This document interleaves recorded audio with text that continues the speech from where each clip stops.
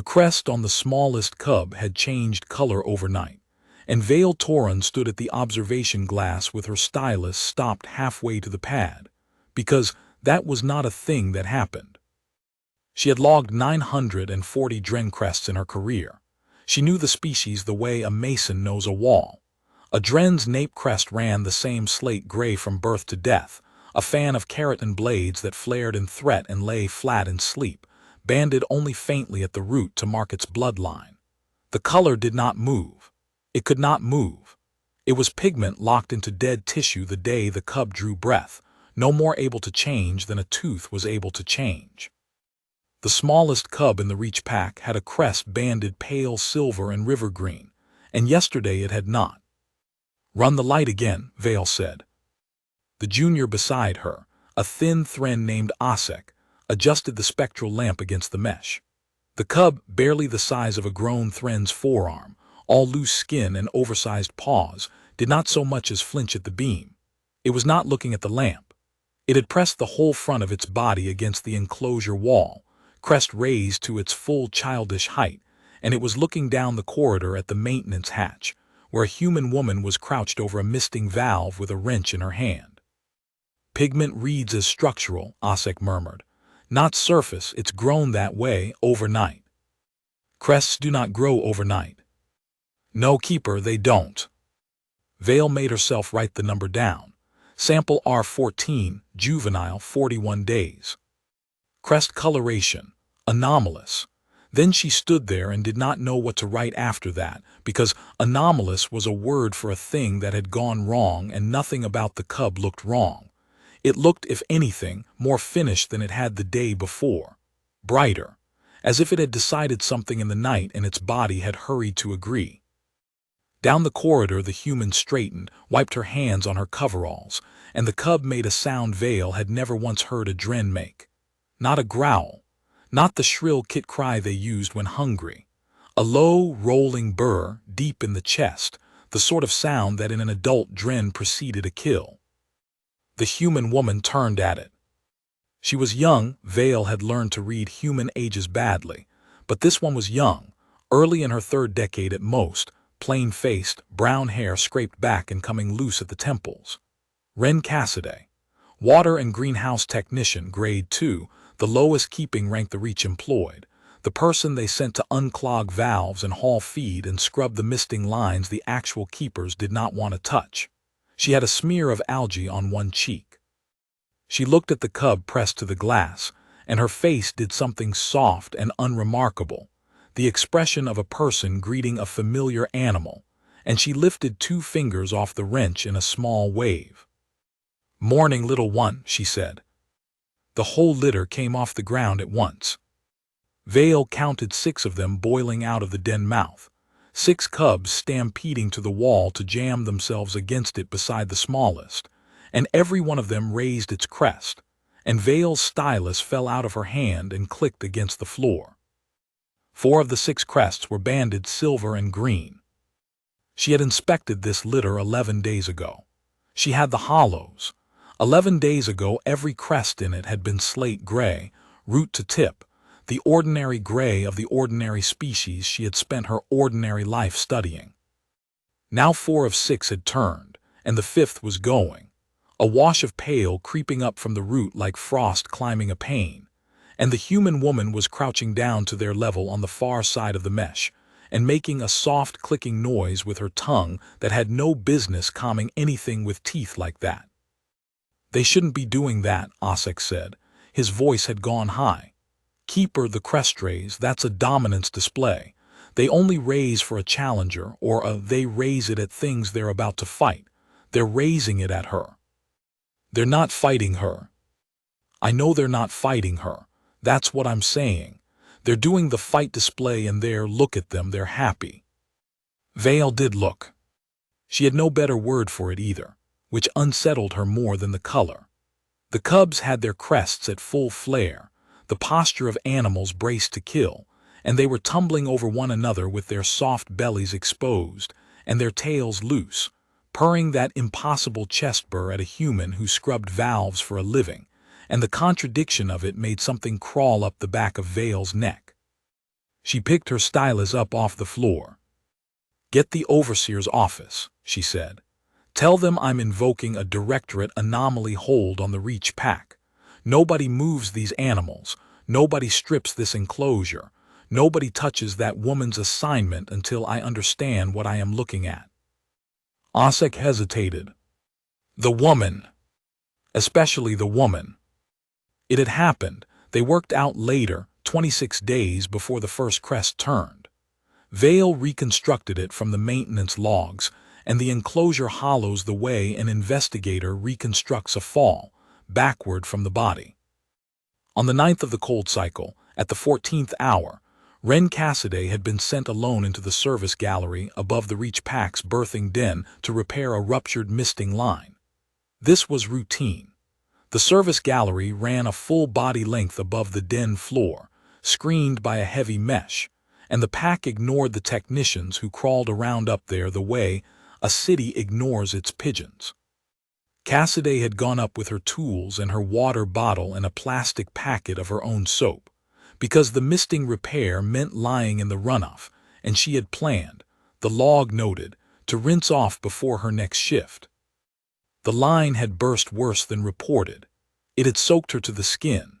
She had knelt in the gallery in the gray water and, with the pragmatism of a person at the bottom of a staff hierarchy who has learned to take her small comforts where she finds them, she had wrung out her hair and worked a palmful of her soap through it, right there above the den, and let the broken line rinse it out.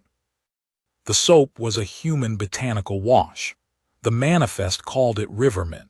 It was not on any directorate list of approved substances because no one had ever imagined it needed to be. It smelled, to the two Thren who later made themselves sniff the packet for the record, like nothing in the Concord, green and cold and faintly sweet, a scent with an edge to it, clean the way a knife is clean. Below her in the den, a litter of 6 Dren cubs 11 days out of the birthing sack had lifted their blind heads off the warm floor and turned them, as one, toward the ceiling. The hollow showed it. Vale watched the hollow 40 times. The cubs could not have seen her. Their eyes were still sealed. But the misting line had carried the rinse water down as fine spray, and the spray had carried the scent, and 6 newborn predators with nothing yet in their heads but hunger and warmth had breathed in a smell that did not exist anywhere in their world, and they had gone still. Not the stillness of fear, the stillness of an animal that has found the one thing it did not know it was looking for. Cassidy had finished the repair, gathered her tools, and left. The log said the job took 31 minutes. She had no idea the cubs were below her. She had waved at no one, because there was no one to wave at. She had gone back down the ladder smelling of rivermint and gray water and had, in every way that the directorate later found so difficult to accept, done absolutely nothing at all. 26 days after that, the smallest cub's crest turned silver in the night. Overseer Kale Domnu did not like the word anomaly, and he liked the word hold even less. Vale delivered both to him across the width of his desk, which was carved from a single slab of imported shellstone and cost more than her department's yearly grant, and she watched his throat plates darken as she spoke. Domnu was a big Thren, groomed to a shine, a career administrator who had been given the Osprey Reach Preserve as a reward and treated it as a portfolio. He knew the pack as a line item. He knew the Dren as a prestige species, the crown of the Reach's collection, the thing the Concord's touring dignitaries came to look at through the armored glass. "Explain to me," he said, "how a soap has done this." "I can't, that's the anomaly." "You're a xenoethologist. You've studied these animals for 30 years. Which is how I know it's impossible, Overseer.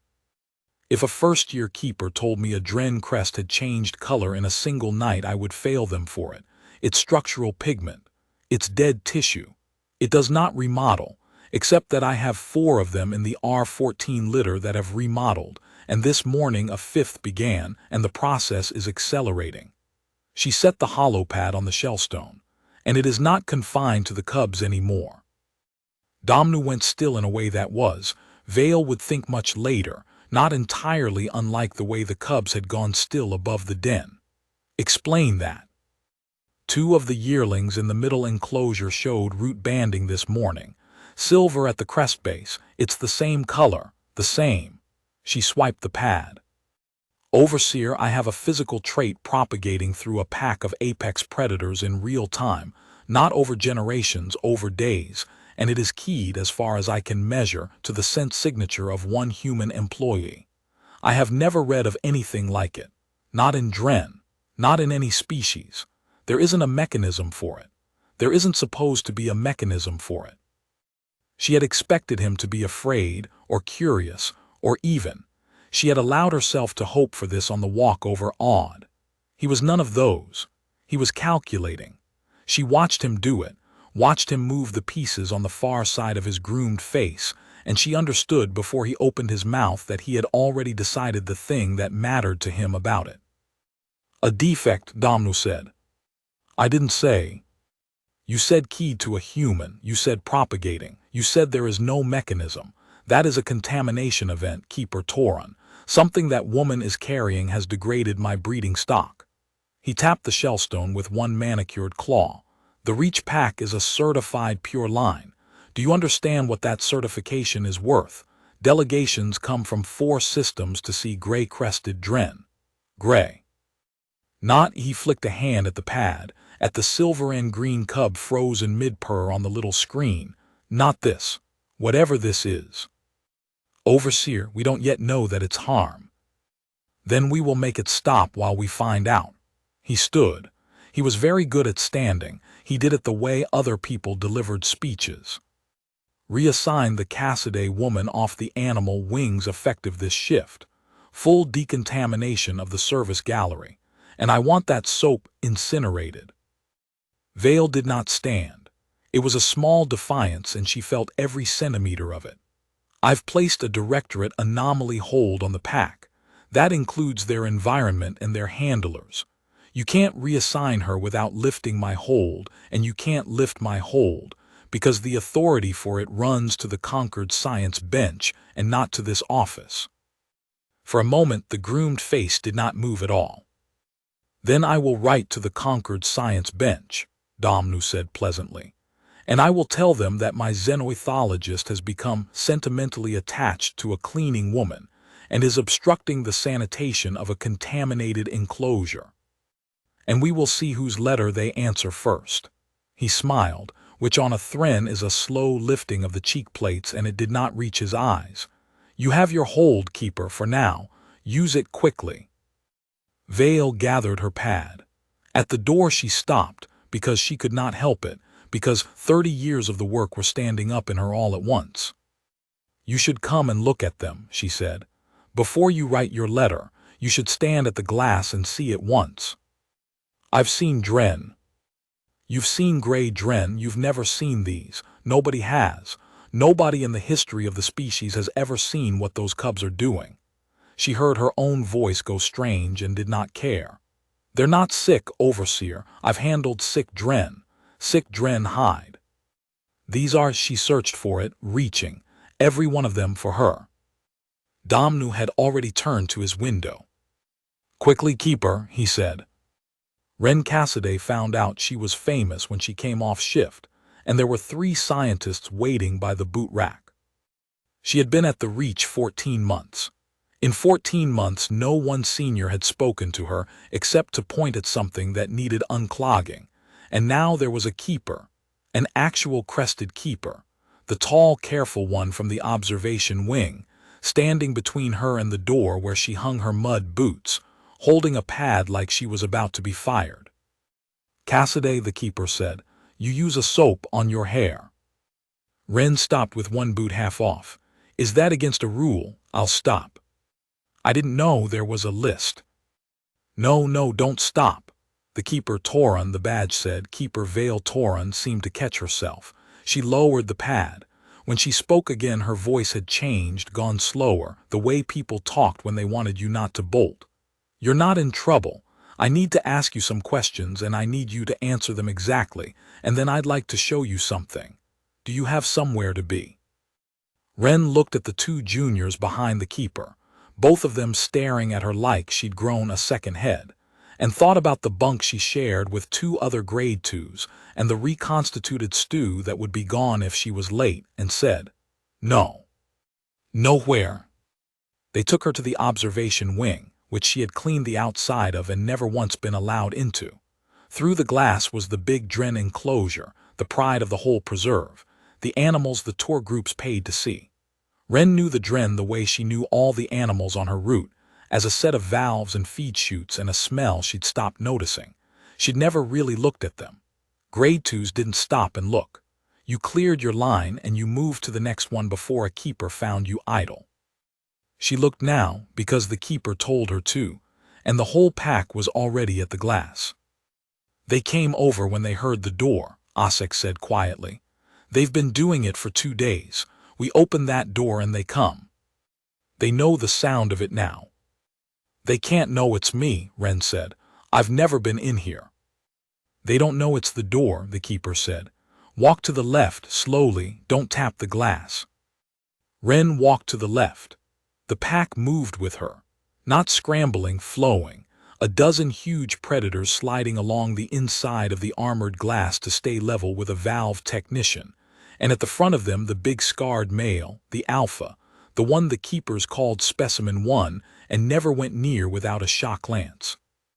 He paced her step for step with his enormous head low and his eyes on her face, and rising off the back of his neck was a great fan of Crest that Wren had seen 100 times lying flat and gray, and had never, not once, seen like this. It was silver. Silver and a green like the underside of a leaf, banded down its whole length, and it stood at full height, and she didn't have the word the scientists had. It was beautiful in a way that frightened her, the way a blade is beautiful. "His crest was gray last week," the keeper said. "It was gray his whole life. 40 years of records, and that animal's crest has been slate gray in every one of them." She was watching Wren's face, not the Dren. "It started turning the night after the cubs did. He's the last of the adults to go and the fastest. Whatever this is, it's not spreading down from the old ones to the young. It started in the youngest and it's climbing. The cubs decided first. The adults are following them." Wren didn't understand a word of the science and understood the whole of the thing at once, the way you understand weather. She crouched down, slow, the way you did with a nervous animal, and put her hand flat against the cold glass. The alpha lowered his head until his crest folded down over his brow, and pressed the top of his skull against the glass on the other side of her palm, and made the sound, the deep rolling burr. Up and down the pack the others took it up until the whole enclosure was humming with it, a sound Wren felt in her teeth, and every crest in the place stood silver and green and bowed, and 40 huge predators went down onto their bellies on the far side of the glass in front of a woman who scrubbed their misting lines. Behind her, Osek whispered something in the Thren tongue that the translator in Wren's collar rendered, a half-second late, as, "They're presenting. That's a presenting posture. They do that for the alpha. They only do that for the alpha." Wren didn't take her hand off the glass. "What are they saying?" she asked, with the humming. The keeper was quiet for a moment. "We don't know," she said. "No Dren has ever said it before." Vale put 4 of her best days into trying to make it ordinary. That was the discipline. That was the whole of what 30 years had taught her. That wonder was a hunger, and hunger made bad scientists, and the correct response to a thing that could not happen was to assume with all your strength that it could, and to go looking for the boring mechanism that made it so. She looked. She was very good at looking. She ran the scent. Rivermint was a complex, volatile 40-odd compounds, and she isolated each one and puffed it through a test mesh at a control group of gray-crested Dren from the Reach's second, unaffected pack, and got nothing. No crest change. No presenting. The compounds did nothing on their own. It was not the soap. She ran the timing. The imprint had landed on cubs 11 days out of the sack, a known critical window in a dozen predator species, the age when the brain decides, once and forever, what a parent smells like. but Dren imprinted on Dren. There was 40 years of data on it. A cub took its pack scent in that window and carried it for life, and the pack scent was a musk the adults made in a gland behind the jaw, and it was nothing at all, like a human botanical wash. Except that these 6 cubs had taken the window, and something had been in the air when they took it, and what had been in the air was Wren Cassidy. She ran the propagation, and that was where the boring mechanism died. Because an imprint could explain the cubs. An imprint was a thing that happened in a brain, a behavior, a preference. It could not explain the crest. It could not explain dead keratin restructuring itself. And it could not, by any model Vale had ever been taught, explain the trait jumping from the imprinted cubs to yearlings and adults who had never been near the gallery, who had taken their own imprints years ago on ordinary Dren musk, who had no reason in biology to change anything about themselves for a scent they had met for the first time as fully grown animals. Unless the cubs were telling them. She wrote that sentence in her private notes and then sat and looked at it for a long time. Unless the cubs were telling them, and the adults were answering. Keeper, Osek, at the door of the little analysis room holding a sample tray. The histology's back on the shed crest blade. A cub had shed a crest blade in the night, the way they all did as they grew, and Vale had sent the dead sliver of keratin to be sectioned and stained. She took the tray. She read the report. She read it again. "That's wrong," she said. "Run it again." "I ran it twice. Keratin doesn't have, this says there's living tissue in the blade, vascular tissue, in the shed blade." She stared at the little glowing cross-section. "The crest is dead. The crest is dead in every Dren that has ever lived. That's the whole Osek. This animal is growing blood vessels into a structure that isn't supposed to have them. It's turning a dead ornament into a living organ. In days. To do what?"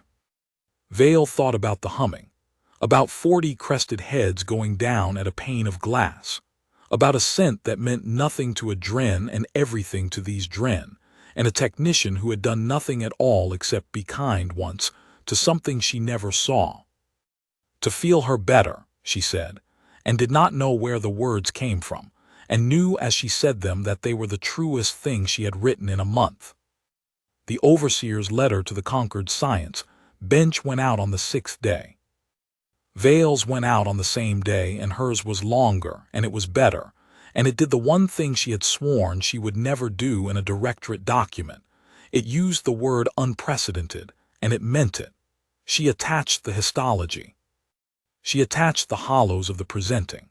She attached 40 years of gray crest records against 6 days of silver, and she wrote, in the flat prose of a woman who had spent her life being careful, that the Osprey Reach was hosting a biological event with no analog in the recorded science of the conquered, and that any action taken to reverse it before it was understood would be, in her professional judgment, a crime against the knowledge of every species that could read. She thought that would settle it. She would admit later, naive about a great many things that had nothing to do with animals. The science bench answered in 11 days. In those 11 days, the last 2 adults turned, and the pack stopped eating on any schedule but Wren's, and the alpha began to injure himself against the enclosure gate whenever her shift ended and the door sound went away. That last one was Biram's report, and Biram did not report things lightly. Biram was the Reach's senior beast handler, a heavy old Thren with a bad leg and a longer memory of the Dren than anyone alive, including Vale. He had raised half the pack from the bottle. He had a scar down his forearm from the alpha's grandsire, and he spoke of the animals the way farmers spoke of whether they'd survived. He came to Vale's analysis room without knocking, which he had never done, and he stood in the doorway working his jaw. "The big males cut his brow open on the gate," he said. "3rd time this week, always the same hour, always when the water girl goes off shift and the far door shuts." He looked at the floor. "I've kept Dren 41 years, Keeper. I've seen them pine. I've seen a mate die and the other stop eating. This isn't pining. Pining's quiet. This," He's throwing himself at steel to follow a smell down a corridor. He'll break his own skull to get to her. Don't let him. I can't stop him, that's what I came to say. Bahram's jaw worked again. You've got scientists arguing in letters about what it is. I don't care what it is. I care that the finest animal I ever raised is going to kill himself in a doorway, and the only thing on this whole rock that calms him is a grade 2 girl the overseer's trying to fire. So whatever you're doing up here with your slides, do it faster. Or bring me the girl and let me put her where he can see her, rules or no rules. He turned to go, then stopped. And keep her. When you're deciding whose side of this you're on. He knew her before she ever knew him. 26 days he knew her scent, and she never knew he was alive. That's not sickness. My grandsire's grandsire would have called that something else. Called it what? Bahram looked back at her with his old flat eyes. Being chosen, he said. It runs the other way is all. Usually it's us doing the choosing, he grunted. Faster, keeper. The science bench's answer, when it came, was 3 lines long, and Vale read it standing up in the corridor and had to put a hand on the wall. The Concord Directorate for Living Systems acknowledged the Osprey Reach anomaly. The Concord Directorate for Living Systems was dispatching a full assessment panel, 6 senior benchers, the highest field authority the science arm could field, to evaluate the phenomenon on site. The panel would arrive in 30 days. And pending the panel's arrival, all authority over the Reach Pack and its immediate environment was consolidated, for administrative simplicity, under the sitting overseer of the preserve. Under Domnu. Vale read the 3rd line 4 times. She understood, standing there with her hand on the wall, exactly what had happened. That her long, careful, unanswerable letter had won the argument so completely that the bench had decided the matter was too important to leave in a mere keeper's hands, and had handed the keys, for 30 days, to the one person on the Reach who had already decided the whole thing was a stain to be scrubbed out. She had proven it was precious, and in proving it she had gift-wrapped it for the man who wanted it gone.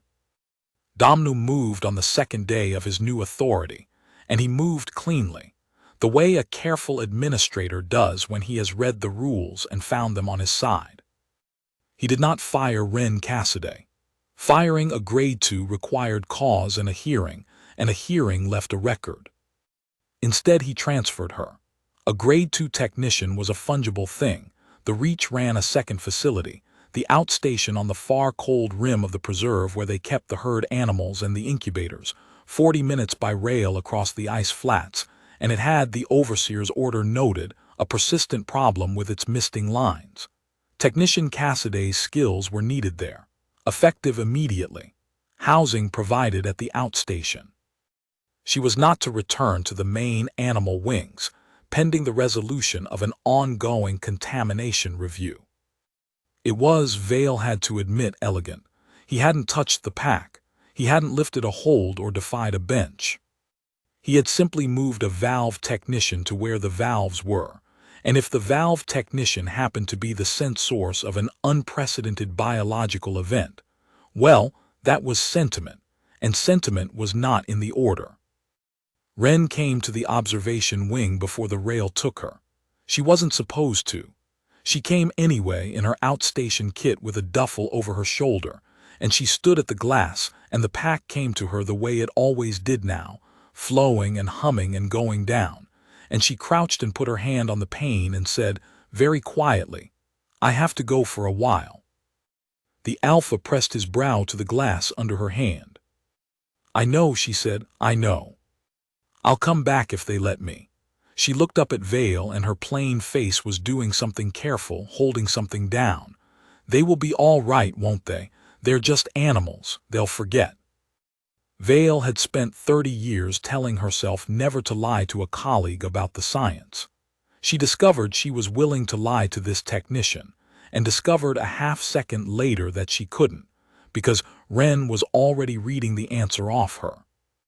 They won't forget, Ren said. It wasn't a question. No, I don't think they will. Ren nodded once and stood up, and the pack came up off their bellies with her as if she had lifted them by a wire.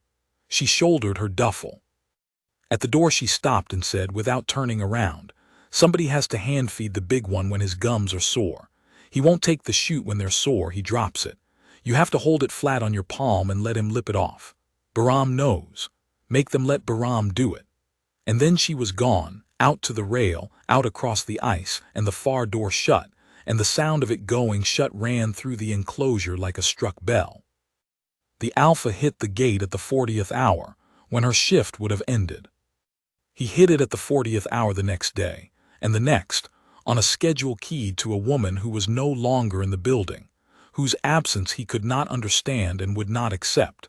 And by the 6th day, he had opened the old scar on his brow and would not let Bahram near it, and the whole pack had stopped raising their crests at all. That was the thing that broke Vale's discipline in the end, not the self-injury, the crests. They didn't turn gray again, the color held. The silver and green were fixed now, grown into the living tissue that should not have been living. But the pack stopped lifting them. The great fans lay flat and folded, day and night, and the humming stopped, and the animals went quiet and slow and turned their faces to the far wall where the door was, and waited for a sound that did not come. Vale walked the wing at the 40th hour and stood among 40 of the rarest predators in the recorded science of the conquered, every one of them wearing a marvel no Dren had ever worn, and every one of them dimmed, dulled, folded down, grieving in a language she had no dictionary for. She started calling it the Stillwater crest in her notes around then. She didn't decide to. The name arrived on its own. Out of the quiet and the flat gray water they'd rinsed the cub's first breath in, and it stuck, and within a week the juniors were using it too, and then Bahram, and then it was simply the name of the thing, the way things get their names not assigned but recognized. The Stillwater crest. The mark the pack had grown for the woman who smelled of cold, clean water and let fall the moment she went away. The outstation was worse than the bunk, and Wren had thought nothing could be worse than the bunk. It was cold in a way the main preserve wasn't, a dry cutting cold off the ice flats that got into the seams of the buildings and never left. The herd animals were dull, placid things that didn't know her and didn't care to. The two keepers who ran the place barely spoke Concord Standard and had clearly been told something about her, because they watched her the way you watch a thing that might be catching. Her housing was a converted feed store with a cot and a heater that clicked. She fixed misting lines. She fixed a great many misting lines. She kept her riverman in the bottom of her duffel and did not use it because using it here, where nothing would ever smell it, felt like a small cruelty she could at least spare herself. She thought about the Alpha's brow every day. She told herself Vale would keep her promise about Bahram and the sore gums. She told herself they were animals and animals lived in the present, and the present, for the pack, would soon enough stop having her in it. She was a practical person. She had been practical her whole life, because being at the bottom of things taught you practicality or it taught you nothing, and she applied all her practicality to the problem of the Dren, and it did not help at all, because every night she lay in the clicking cold and saw the big scarred head go down under her palm and heard, through the whole building of her, that impossible humming. On the 9th night, the outstation keeper banged on her door. "You're wanted on the comm," he said in his broken standard. The old handler from the main house. It was Bahram. His heavy face filled the little screen, lit ugly by the comm light. He didn't waste words. "Girl, the big male won't eat. No preamble, 6 days. He won't take the chute, he won't take my hand, he won't take the sorghum feed you showed us. Torin's got fluids in him, but you can't fluid an animal that size forever. He's going down." Bahram's jaw did its work. "I've called you against orders and I'll answer for it. I need to know one thing and I need the truth. When you fed him by hand the sorghum days, did you do anything I don't know about? Say anything. A sound, a word, anything he'd have kept." Wren thought about it. She thought about the long, dim evenings on her route, the ones she'd never told anyone about because grade 2s weren't supposed to linger, the ones where she'd stayed past her line clearing because the big animal wouldn't eat off the chute, and it had felt wrong to leave him hungry. I hummed, she said. Bahram went still. You what? When his gums were sore and he wouldn't take it, I'd hold the feed flat on my hand and I'd hum, just nothing, a tune my gran hummed to settle him. He'd calm down and lip it off my palm and I'd hum till he was done. She felt her face heat foolish on the little screen. It's not anything, it's not a conquered thing, it's just a river song, my gran's from a river. On the screen Bahram closed his eyes. That's it, he said, that's the sound. The chest noise they all make now, the burr. Toran's been recording it for a month trying to work out where they got it. He opened his eyes and they were wet, which Ren had not known an old Thren handler's eyes could be. They're not making a dren sound, girl. They never were. They're humming your gran's river back at you. 40 of them. They took a soap and a song off a cleaning woman who never knew they were watching, and they grew a new part of their own bodies to hold it, and now the biggest one's starving in a doorway because the song went away. His voice cracked and set. I'm going to lose him tonight or tomorrow, and there's a man in the big office who'd rather lose him than admit why. Put me on, Ren said. What? Put me on the comm to the enclosure, where he can hear it. Just put the sound through and let me hum. Bahram was already moving. Vale was in the wing at the 12th hour of the night when the enclosure speakers crackled, and a woman's voice, thin and far away and slightly out of tune, began to hum a river song from a planet none of the animals had ever seen. The Alpha's head came up off the floor. He was a ruin by then, 4,100 kilos of apex predator gone slack and dull, the great silver crest folded flat, the reopened brow crusted dark, 6 days without food riding visible on the slabs of his shoulders. He had not lifted his head for anyone in 2 days. He lifted it now.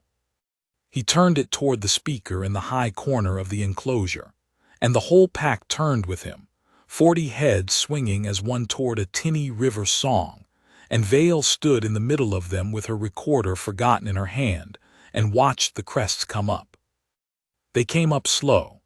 They came up all together, silver and green rising out of the flat gray grief of a week, 40 fans of living keratin lifting toward a woman's voice on a speaker, and the Alpha planted his ruined forelegs and pushed himself upright, swaying and pointed his brow at the sound, and answered it. The burr rolled up out of his chest, the pack took it up.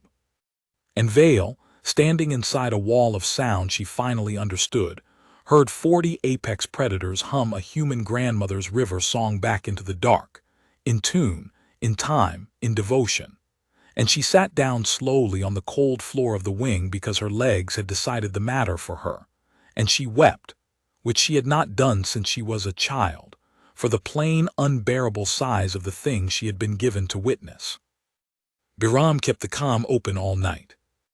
By dawn the Alpha had eaten.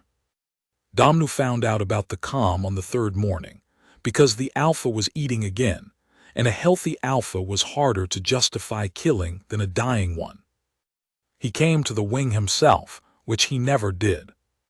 Vale watched him come down the observation gallery in his good coat with 2 of his administrative staff trailing him, and she watched him stop at the glass, and she watched the pack notice him. They didn't come to him.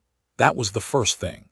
They had come to Ren from the far side of the enclosure at the mere sound of a door. They looked at Damnu for exactly as long as it took to classify him and then looked away, 40 huge heads turning back to their own business, and there was something in the dismissal that made one of the administrative aides take an involuntary step back. The animals did not fear him. They did not defer to him. They had simply weighed him and found nothing worth a crest. They look recovered, Damnu said. The male ate. Yes. Handler Bahram has been operating an open communications channel to the outstation, against the standing order confining the Cassidy woman's contact. He said it to the glass, not to Vale. That's a channel between a contaminated party and the review subjects. It compromises the panel's assessment. I've closed it. You've Vale turned. Overseer, that channel is the only reason that animal is alive. He was 6 days off feed. He was going to die. Then his condition is data keeper, and manufacturing his recovery by piping in the contaminant is exactly the tampering the review exists to prevent. He turned from the glass at last and looked at her with his careful, groomed face, and Vale understood that he genuinely believed this, or had made himself believe it, which amounted to the same wall. You keep calling it survival. I keep hearing you say the animals cannot function without continuous exposure to a specific human. Do you understand that you are making my argument for me? A prestige line that has become physiologically dependent on a grade 2 technician's presence is not a marvel, keeper. It is a liability that eats a delegation budget and dies the day that technician quits. The Concord bench will see that. I will make sure they see that. They'll see 40 animals doing something no species has ever done. They'll see 40 animals I can no longer certify, no longer breed to the pure standard, and no longer safely display. He smoothed his coat. There are humane provisions, keeper, for stock that has lost its value. There are also facilities that would take an oddity off my hands and ask few questions. Either way, the reach returns to a clean line within the year. I would prefer to do it after the panel signs off, but I will do it. Vale kept her voice level with an effort that cost her something. You destroy the most important thing this preserve has ever held to protect a color.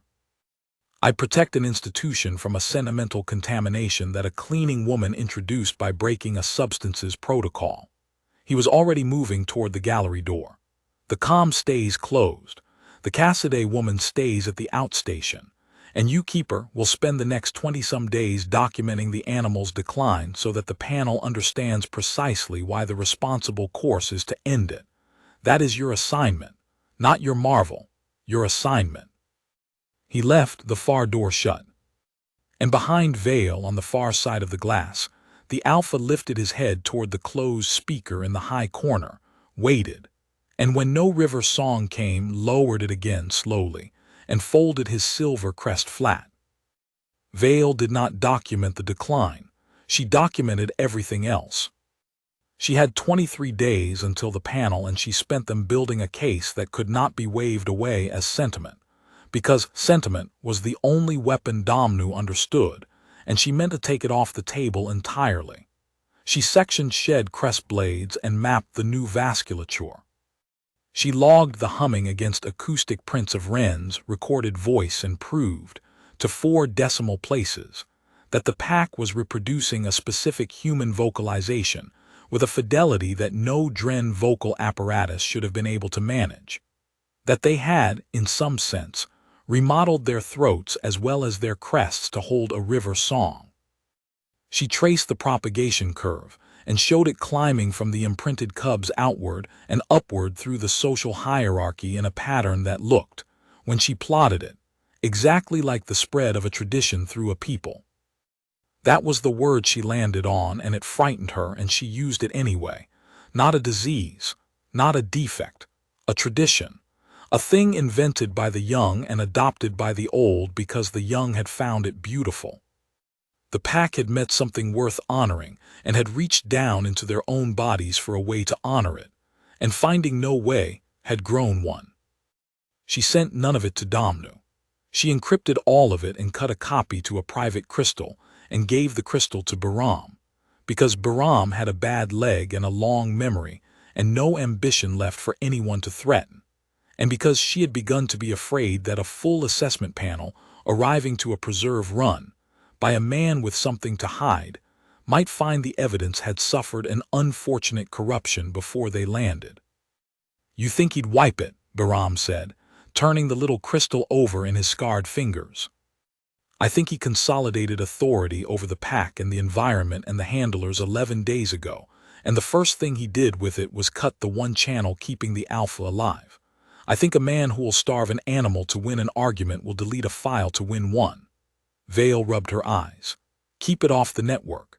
Keep it off you when you're in the main house. If the panel lands and my copies are gone, that crystal is the only proof this ever happened that he can't reach. Bahram pocketed it, and the girl. She's the proof he can't fake, Vale said. As long as she's alive and breathing rivermint somewhere in the Concord, the phenomenon is reproducible. He knows that. That's why she's 40 minutes across the ice and not on a transport off-world. She stopped. She heard what she'd said. He can't send her off-world, can he? The bench would want to interview the source. Bahram looked at her for a long moment. He consolidated authority over the pack and the environment and the handlers, he said slowly. Say the rest of it. Personnel, Vale said. Her mouth had gone dry. Reassignment of preserve personnel runs through the overseer's office. 40 minutes across the ice, Bahram said, is a place a person could be reassigned out of and nobody in the main house would notice for a week. Wren noticed the cold before she noticed the men. The outstation had emptied out over 3 days. First, the 2 unfriendly keepers were rotated, no explanation, replaced by nobody. Then the herd animals' feed deliveries stopped coming on schedule and started coming late, and then stopped being logged at all. Then the rail across the ice flats, which had run 4 times a day, ran twice, and then once, and then a maintenance notice went up on the little station board saying the line was down for repairs of unspecified duration, and Wren stood in front of the notice in the cutting cold, and felt the specific, familiar dread of a person at the bottom of a system who has just realized the system has stopped accounting for her. She was not stupid. 14 months at the Reach and 22 years before it at the bottom of other places had taught her exactly what it looked like when someone with power decided you were a problem and began, quietly, to make the paperwork around you disappear. She had watched it happen to other grade 2s. You didn't get fired. You got misfiled. You got sent somewhere the deliveries were unreliable and the rail broke down, and one day the deliveries and the rail simply never came back, and the paperwork said you transferred yourself off contract, and there was no one to say otherwise because the whole point was that you were the kind of person no one came looking for. She still had the calm in her housing. She tried Bahram. The channel was dead, not busy dead. The way a channel is dead when someone has closed it at the other end. She tried the main house general line. It rang into nothing. She tried the emergency preserve band, the one that was never supposed to be closed, and it opened, and a bored administrative voice she didn't know told her that Technician Cassiday's contract status was under review, and that until the review concluded she should remain at her assigned post and await instruction. The rail's down, Wren said. The delivery stopped. There's no keeper here. I'm alone on the ice with a herd of animals and a heater that's failing, and you're telling me to wait. Remain at your assigned post, the voice said, and await instruction and close the band. Wren stood in the failing heat of the feed store and thought, with the flat clarity that came to her when things got bad, that she was being disappeared, and that it was being done politely, and that no one who could stop it knew it was happening. Then she thought about the Dren, 40 minutes and a broken rail away, folding their crests flat every night when a door shut. And she understood with the same flat clarity that if she went quiet out here, if she let this work, they would cut the last thread too. Nobody would breathe Riverman anywhere in the Concord, and the pack would be just a defect on a form, and the man in the office would get his gray line back. She went to her duffel and dug to the bottom and took out the soap. She didn't have a plan yet. She had 40 minutes of ice she couldn't cross, a dead calm and a bar of her Grand's Rivermint wash. But she was a practical person, and practical people, when the front door is locked, go looking for the misting lines. She knew this station's systems better than the people who'd sent her here. She'd been sent here precisely because she fixed the things no one else understood. And every station on the preserve, main house and outstation alike, drew its air and water off the same buried trunk. The same trunk that fed the misting galleries, the same galleries that ran above the dens. The air moved. She fixed the things that moved the air. Wren Cassiday knelt down by the outstation's environmental trunk with a bar of Rivermint soap and a wrench, in the failing cold, and began, very methodically, to do the one thing no one had thought to forbid her. The Alpha smelled her at the 9th hour of the night, and the sound he made brought Bahram out of his cot at a dead run on his bad leg. Vale got there 4 minutes behind him, and found the old handler standing outside the enclosure with his lantern up and his face gone the color of ash. Inside, the whole pack was on its feet. Not folded, not grieving, up. Crests flared to full silver height, moving along the walls in a fast, tight circuit with the alpha at the head of it, and every animal in the pack had its nose up, reading the air, and the air was doing a thing the air had not done in 22 days. "It's faint," Bahram said, "but it's there, under the disinfectant, under everything. The misting galleries went sweet about an hour ago." He looked at Vale. "That's her soap. That's Riverman in the water, coming up through the galleries, coming up through the trunk." "The trunk feeds off the outstation loop," Vale said slowly. The plumbing schematic of the whole preserve assembled itself in her head, the buried arteries of a facility she'd worked in for 30 years and never once had reason to trace. The same buried main. She's Bahram, she's put it in the water at her end. It's taking hours, but it's coming through. She's signaling. Signaling what? The alpha stopped his circuit at the gate. The gate he'd opened his own brow against for a week, and put his nose to the seam of it, and went very still, and then began, methodically, with a focus Vale had never seen in an animal, to work at the gate's manual override with his teeth and the horned dew-claw of his forefoot. "That she's still alive," Vale said. Her heart had begun to pound. "And that something's wrong. Bahram, the deliveries to the outstation, the rail. She wouldn't put soap in a water main to say hello. She'd do it because it's the only line she's got left." The pieces came together in her hands, cold and complete. "He's disappearing her. Right now, tonight. And she found the one channel he didn't think to close, and she's using it to scream. And the only thing in the whole Concord that can hear her is standing in front of me chewing through a gate." The gate's override gave a shriek of stressed metal. "Keep her," Bahram said, very quietly, not moving. "That gate is rated for a war beast siege. It has held that animal his whole life. In about a minute it is not going to hold him anymore. And when it opens, 40 adult dren are going out of it, and they are going to go where the water says she is, and there is a broken rail and 40 minutes of open ice between here and there, and I do not know how to stop them, and I am not certain I want to." Vale looked at the pack. 40 apex predators, crests blazing, arrayed behind their alpha with their noses full of a river song made of water. Every one of them turned toward a woman they had grown new organs to love. 40 minutes and a sheet of ice away. In trouble. "Then don't stop them," she said. "Open it." Bahram stared at her. "The cubs stay," Vale said, already moving, already pulling her field coat on over the pounding in her chest. "They're too young for the ice. Seal them in the birthing den. They'll be safe. Domnu's got no reason to touch them yet and no idea any of this is happening. But the adults, Bahram, if we let that animal break the gate himself, he'll gut himself doing it. And then we have a wounded pack loose on the ice with no handler. If we open it, we go with them. We follow. We keep them together and we keep them moving and we get to her before he does." She stopped at the control housing. "You've raised half of them from the bottle. Will they let us run with them?" Bahram was already limping to the housing, already keying his old override. His face set in something that was almost a smile and was entirely terrible. "They'll let me," he said. "I smell like their den. And you," he glanced at her, "you've been in the wing every night for a month, quiet, doing right by them. They know your smell too. They know who fed the girl's promise about the sore gums." He threw the last lock. "Stay near me. Don't run ahead of the alpha.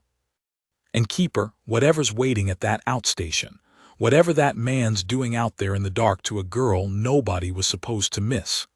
The gate began to grind open, and 40 crests rose, and the sound that came up out of the pack was not the gentle burr but the other thing, the old thing, the sound the dren had made before there were thren to name them. He is about to find out he was wrong about which of us nobody would come for. The gate opened. The pack went out into the night like water out of a broken dam, and 2 thren ran out into the ice behind them, and the far door, for once, stood open to the cold. Wren had gotten the environmental trunk suite with Rivermint 6 hours ago and had heard nothing back, because there was nothing to hear a signal with at her end, and she had spent those 6 hours doing the only other useful thing she could think of, which was preparing to not freeze to death. The heater had finally failed at the 4th hour. She'd pulled the herd animals' thermal bales into the feed store and built herself a nest of them and wrapped herself in every layer she owned, and she was sitting in the dark of it, breathing slow, conserving, when she heard the transport land. Not the rail, a transport, a short-hop flyer, the kind the main house kept for the overseer, setting down on the ice pad outside with a whine that dropped and died. Wren went to the little window and scraped the frost off it and looked out, and in the landing lights she saw Cale Domnu step down onto the ice in his good coat, with 2 of his administrative staff behind him, and a 4th figure she didn't know carrying a field case. She understood the field case. You didn't need to be told about a field case. It was the shape of the end of the paperwork. Her comm was dead and her rail was broken, and the man who'd erased her had flown out personally to finish it, in the dark, where there were no witnesses but ice.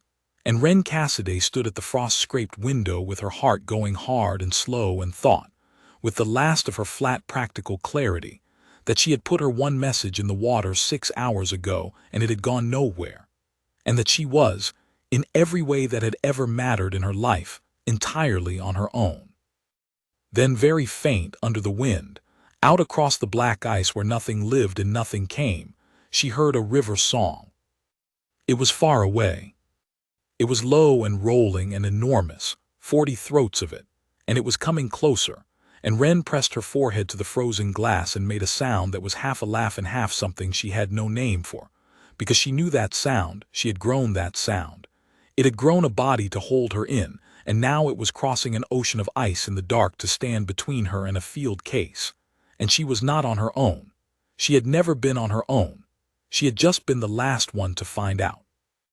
Outside, Domnu heard it too. Wren watched him stop on the ice. She watched him turn his groomed head toward the dark, toward the sound rising out of it, and she watched, with a satisfaction she was not proud of and would not have traded for anything, the exact moment the careful administrator's careful face came apart. Vale would try, later, to describe the crossing to the panel, and would fail, because there were no instruments for it and no words either.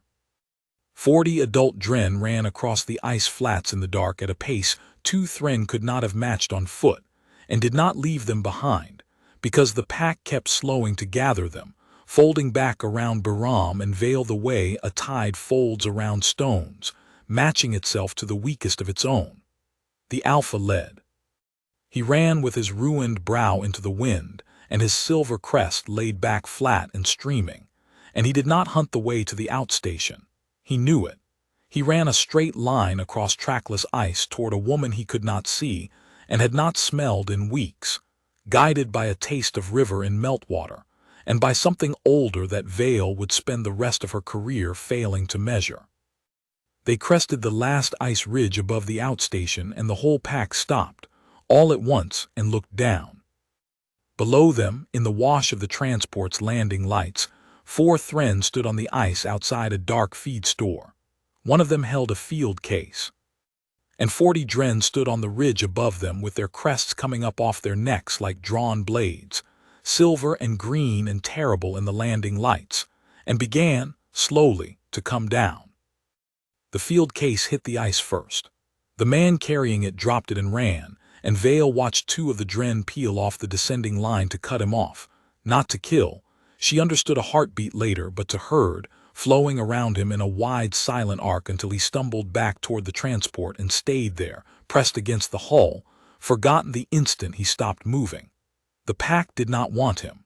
The pack had come for one thing, and it had not arrived yet. Domnu did not run. Vale would give him that and only that. He stood on the ice in his good coat with 40 apex predators coming down the ridge at him, and he did the thing a certain kind of powerful person does when the world stops obeying. He tried to give it an order. Handler, his voice cracked across the ice, pitched to carry, pitched to command. Handler Bahram, I see you. Control these animals. That is a direct instruction. Control them or I will have your license and your pension and every. The Alpha stepped between Domnu and the sound of his own voice, and Domnu stopped talking. He was enormous in the landing lights. 4,100 kilos of scarred muscle, the reopened brow, the great silver crest standing to its full height so that he seemed half again as tall as he was, and he did not snarl, which was somehow worse. He simply put himself between the overseer and the dark feed store, lowered his head until the fan of his crest filled the space between them like a raised shield, and looked at Kale Domnu with the flat total attention of an animal that has finished deciding. Bahram, Domnu said. His voice had gone thin. Bahram, please. Can't, Bahram said. He hadn't moved. He stood on the ridge with his lantern and his bad leg and made no move at all toward the pack. You took my channel, overseer. You took the girl. You consolidated all the authority into your own office 3 weeks back. Pack, environment, handlers, the lot. Congratulations. It's all yours now. He let that sit in the cold. Give them an order yourself. You've got the authority. Domnu turned to run for the transport, and the pack closed the ark, and he stopped, because there was nowhere the ark was not. The feed store door opened. Ren came out into the landing lights wrapped in a herd animal's thermal bale, her hair loose and stiff with cold, her plain face raw and pinched, and she was not looking at Domnu at all. She was looking at the Alpha. She came down the 2 ice-crusted steps slow and careful, the way she moved around all of them, and the great scarred head came up off its threat and turned toward her, and the whole pack turned with it, 40 crested heads swinging away from the overseer as if he had ceased, in that instant, to be a thing worth the trouble of killing. There you are, Ren said. Her voice shook with the cold and with something else, but the words came out plain and level, the words a person says to a familiar animal. Look at you. You came all the way out here. The Alpha crossed the ice to her and put his ruined brow down against her chest, and folded his silver crest down over her shoulder, and made the sound.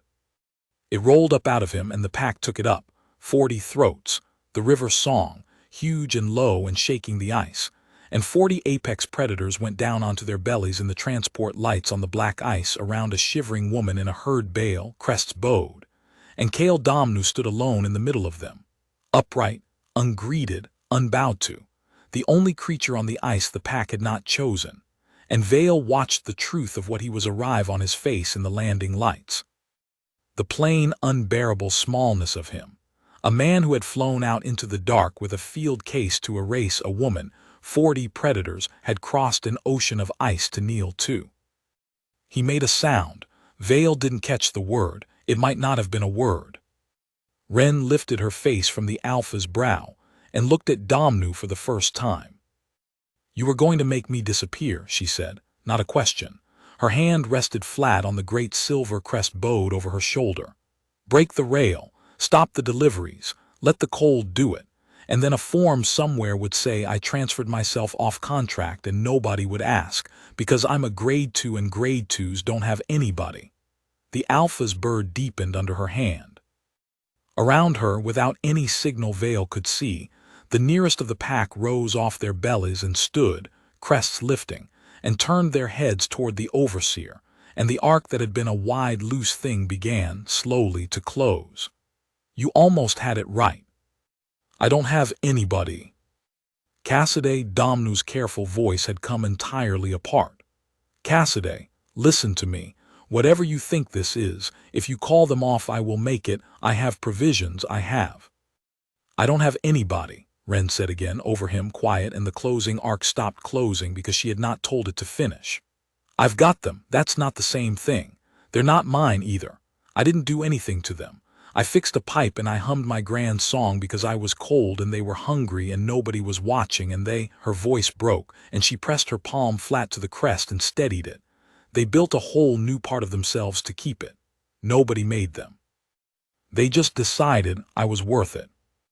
And you looked at that, the biggest thing that's ever happened in this whole place, and all you saw was a stain on your gray line. She looked down at the Alpha, at the ruined brow against her chest, the reopened scar he'd cut throwing himself at a gate to follow her down a corridor. "Easy," she told him, soft. "Easy. I'm here. Look at me. I'm all right." And then, without heat, without raising her voice, to the pack and to the man in the middle of it, "Let him up on the transport. Don't touch him. He's not worth the mark you grow for it." For a long moment, nothing moved on the ice.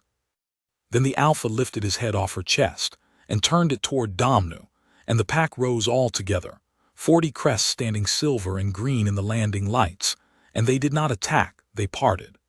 They opened a single narrow lane across the ice from where Domnu stood to the open hatch of his transport, a corridor walled on both sides by apex predators wearing a marvel no Dren had ever worn. Every crested head turned inward to watch him walk it, and they held it open, and they waited. Domnu walked the lane. Vale watched a groomed career administrator who had flown out into the dark to disappear, a cleaning woman walk between two silent walls of the most magnificent animals in the recorded science of the conquered. Animals that had crossed an ocean of ice at a woman's distress and would have crossed the galaxy. And she watched every one of them decline to so much as flare a crest at him, because he was not worth it, because the woman had said he was not worth the mark. And there was no verdict in the universe more total than that indifference. He reached the hatch. He fell into it more than climbed. The two remaining staff scrambled up after him. The transport whined and lifted and fled into the dark, and the pack did not watch it go. The pack had already turned back to the woman. Bahram came down off the ridge on his bad leg, slow, into the middle of 40 Dren who let him pass without lifting a head, and reached Ren, and stood in front of her.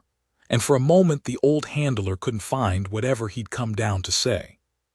"You put soap in a water main," he managed at last, "and called a war pack across 40 minutes of open ice." "I didn't call them." Ren was shaking hard now, the cold and the aftermath taking her all at once, the Alpha pressing close against one side of her and a yearling against the other, walling her in warmth. "I just told them where I was. They did the rest. They always do the rest." She looked up at Bahram and then at Vale coming down behind him, and her plain face crumpled at last, now that it was safe to. "Can we go home?" "Can they go home? It's so cold out here. They came all this way and it's so cold." "Yes," Vale said, and found her own voice thick. "Yes, let's take everyone home." They walked the pack home across the ice at the pace of a shivering woman and an old handler with a bad leg, and the Dren matched them the whole way, and it took most of what was left of the night. Ren couldn't have made the crossing on foot in that cold. She didn't have to. Somewhere on the flats, the Alpha simply stopped in front of her and lowered himself to the ice, and she understood him the way she understood all of them by then, and she climbed up between the great shoulders in front of the bowed silver crest and held on, and he rose under her and carried her the rest of the way as if she weighed nothing, as if she were the most precious thing on the moon, which, Vale thought, walking alongside with her heart too full for the science she was supposed to be doing, she was. The pack closed around them as they walked, a moving wall of warmth against the wind, the yearlings pressed to the Alpha's flanks, and the adults ranging the edges with their crests up, reading the dark, and Vale stopped trying to record it somewhere around the halfway ridge and simply walked inside the miracle, which was the only correct way to be inside it. The cubs came apart when the pack reached the wing. Bahram had sealed them in the birthing den before they left, 6 half-grown Drenlings with their silver and green crests barely fledged, and they had spent the night alone and frightened and had heard, somewhere in the small hours, the whole adult pack simply vanish. And when the far door ground open and the pack poured back in with a woman on the Alpha's shoulders, the cubs came off the den floor screaming the shrill kit cry and hit the returning adults in a stampede of relief. The Alpha knelt and let Ren down among them, and the 6 cubs swarmed her, climbing her, shoving their fledgling crests against her hands and her face and her throat, and Ren sat down flat on the floor of the wing in her stiff frozen bale, and gathered as many of them as would fit into her arms and pressed her cold face into their fur, and at last, out of sight of the man who'd have used it, let herself cry properly. The smallest cub, the first one, the one whose crest had turned silver in the night 22 days ago and started the whole impossible cascade, climbed up her chest and put the top of its little fledged crest under her chin and made, in a piping half-formed voice, the river song. It didn't have it right yet. Its throat was too young. But it was trying, the notes wandering and cracking, a child humming a lullaby back to the person it had learned the lullaby from. And around it the whole pack fell quiet to let it try, 40 huge predators holding still in the dim wing, so that one cub could sing a river song badly to a crying woman on the floor. And Bahram turned away and made a business of the door controls and did not fool anyone. And Vale stood in the doorway of the observation gallery and thought that she had studied the wrong thing her whole life. She had spent 30 years measuring what the Dren were. She had never once thought to measure what they could become when something worth becoming it for walked into their air. Keeper, Osek at her elbow pale holding a pad, he'd been waiting up. The overseer's transport docked at the main house 40 minutes ago. He's filed a report. Of course he has. It's already gone to the Concord bench. Ahead of the panel. Osek swallowed. He's keeper, he's got ahead of us. He's filed it as an incident. Handler Bahram and Keeper Toran deliberately released 40 apex predators from secure containment in the middle of the night, endangering preserve staff, in an unauthorized action that forced the overseer to personally intervene at the outstation. He's named you both. He's requesting your suspension pending the panel's arrival. And he's requesting, Osek's voice dropped, emergency authority to sedate and secure the pack as a proven public safety risk, effective on the panel's landing. He says a pack that will break a siege gate for one human is a pack that can't be safely kept. Vale took the pad. She read it. It was, she had to admit, a beautiful piece of work, every fact in it true, every fact in it a lie by arrangement. The gate had been opened. She had opened it. The pack had crossed the ice. It had. Staff had been endangered. The field case man had certainly felt endangered. Nowhere in it was a rail deliberately broken, a delivery deliberately stopped, a woman deliberately left on the ice with a failing heater to die quietly off the books. Nowhere in it was a field case. Domnu had taken the true shape of the night and folded it, corner by careful corner, into its own opposite, and he had gotten it to the bench first. He's going to have them put down as dangerous, Osek said. Isn't he?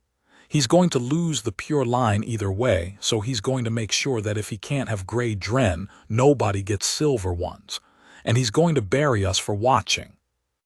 Behind Vale, in the wing, the small cub was still singing its cracked river song to a crying woman, and 40 predators were still holding their silence to let it. No, Vale said, he isn't. Keeper, he filed first. The bench has his version. When the panel lands, they'll already believe. He filed a story, Vale said. I've spent 3 weeks building the other thing, not a story, proof. Histology, propagation curves, acoustic prints, the whole cascade documented to 4 decimals, and a chain of evidence he never got his hands on because I gave it to a man with nothing left to threaten. She turned to Osek and felt, for the first time in 3 weeks, the ground come up solid under her. He's very good at reports, Osek. He's spent his whole career learning to make the paper say what he needs. But you can't file your way past 40 animals doing the impossible in front of 6 senior benchers with their own eyes. She handed back the pad. He thinks the panel is going to read. Let him. The panel is going to see. Domnu did not come to the wing again before the panel landed. He stayed in the main house behind his shellstone desk, filing, and word of his filings came out to the wing in pieces. A suspension order for Bahram that Bahram read once and dropped in the recycler. A substances violation charge freshly reopened against Cassidy. A maintenance log for the outstation that had been, Vale noticed when she pulled it, quietly and thoroughly rewritten. The broken rail was now a scheduled service. The stopped deliveries were now a supply chain delay outside the overseer's control. The failing heater did not appear at all. He was building a wall of paper, and every day the wall got higher, and every day in the wing the pack got brighter. Because Wren was back, that was the thing no report could rewrite. The moment she came home, the crests came up and stayed up, the silver and green blazing along every neck in the enclosure, the humming rolling gentle through the wing from the 40th hour of one day to the 40th hour of the next, the whole pack lit and easy and whole. She was housed in the wing now. Bahram had simply moved a cot into the observation gallery and dared anyone to file about it. And she did her old work, the misting lines and the feed and the sorghum evenings, except that now 40 predators arranged themselves around her while she did it. A moving formation that shifted when she shifted and stilled when she stilled, and the cubs rode her shoulders, and the alpha would not be more than 3 body lengths from her at any hour of the day. Vale documented all of it. She had stopped pretending it was for the case. She documented it because it was the most important thing she would ever be near, and because someone with the training to see it should be there to write it down, so that, when the panel came and Domnu's wall of paper met the animals themselves, there would be a keeper standing beside the marvel who could say, in the flat, unimpeachable language of the science, that she had measured this, that it was real, that it was not a defect and not a danger, that it was the first time in the recorded history of this species that a Dren pack had chosen to honor something, and grown a body to do it, and the thing they had chosen to honor was a human being's plain, small kindness to something she thought no one would ever see her give. "You look like a woman writing a testament," Bahram said, the evening before the panel, watching her work. "I am," Vale said. "I've spent my whole life being careful, Bahram, measuring, doubting, refusing to say a thing was more than it was." She looked out through the gallery glass at Wren asleep on her cot in the wing, walled in on every side by silver-crested predators keeping the cold and the dark and the whole indifferent universe off a grade 2 technician who had nobody, who had never had anybody, and who now had this. Tomorrow 6 of the most careful people in the Concord are going to walk in here, and a man with a wall of paper is going to hand them every reason to be careful too. And I am going to stand in front of all of them and stop being careful once at the top of my voice. She closed the pad. It's the only honest thing left to do. The panel came off the transport at midday, 6 senior benchers of the Concord Directorate for Living Systems, and they came the way authority comes when it has already read one side of the story, unhurried, courteous, and closed. Vale watched them from the gallery. She could read the shape of them at 100 paces. The small deferences the junior benchers paid the tall one at the center, an old female Thren named Senior Bencher Oreen Kessett, whose name Vale had cited in her own graduate work, whose textbooks on captive predator management sat on Vale's shelf, whose signature on a certification could open a facility or close it. Kessett had a field pad in her hand as she crossed the pad ice, and she was reading it as she walked, and Vale did not need to see the pad to know whose report was on it. Domnu met them at the main house in his best coat and gave them tea in his shellstone office and briefed them for 90 minutes before anyone was allowed near the wing. Vale was not invited. Bahram was not invited. Wren, the source of the entire phenomenon the panel had crossed 4 systems to assess, was not invited and was instead kept in the wing under the terms of her reopened substances charge, which was, Vale understood, precisely the point. Domnu meant the panel to meet his paper before they met the animals, and to meet the animals before they ever met the woman, so that by the time anyone laid eyes on Wren Cassidy, they would already have been taught to see a contamination risk in coveralls. It nearly worked. Vale would remember that. It came within a breath of working.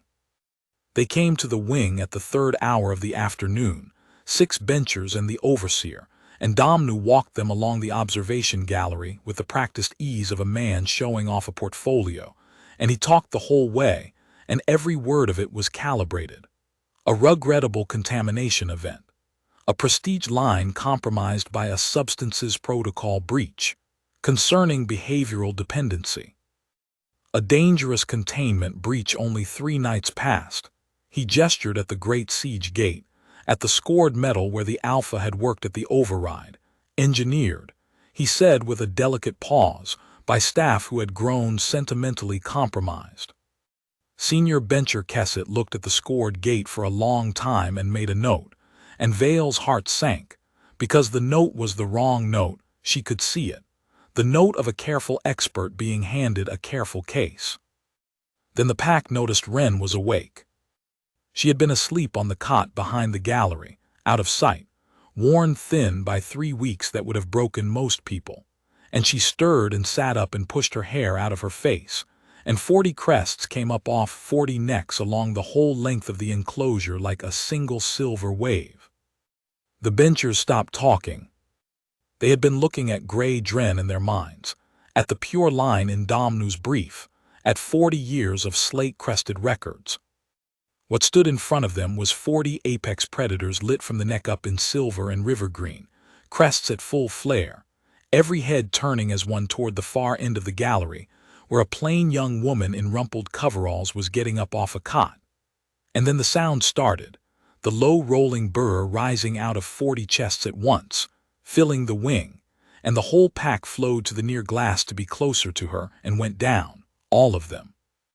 40 apex predators onto their bellies in front of a Grade 2 technician, crests bowed, humming a human river song in perfect time.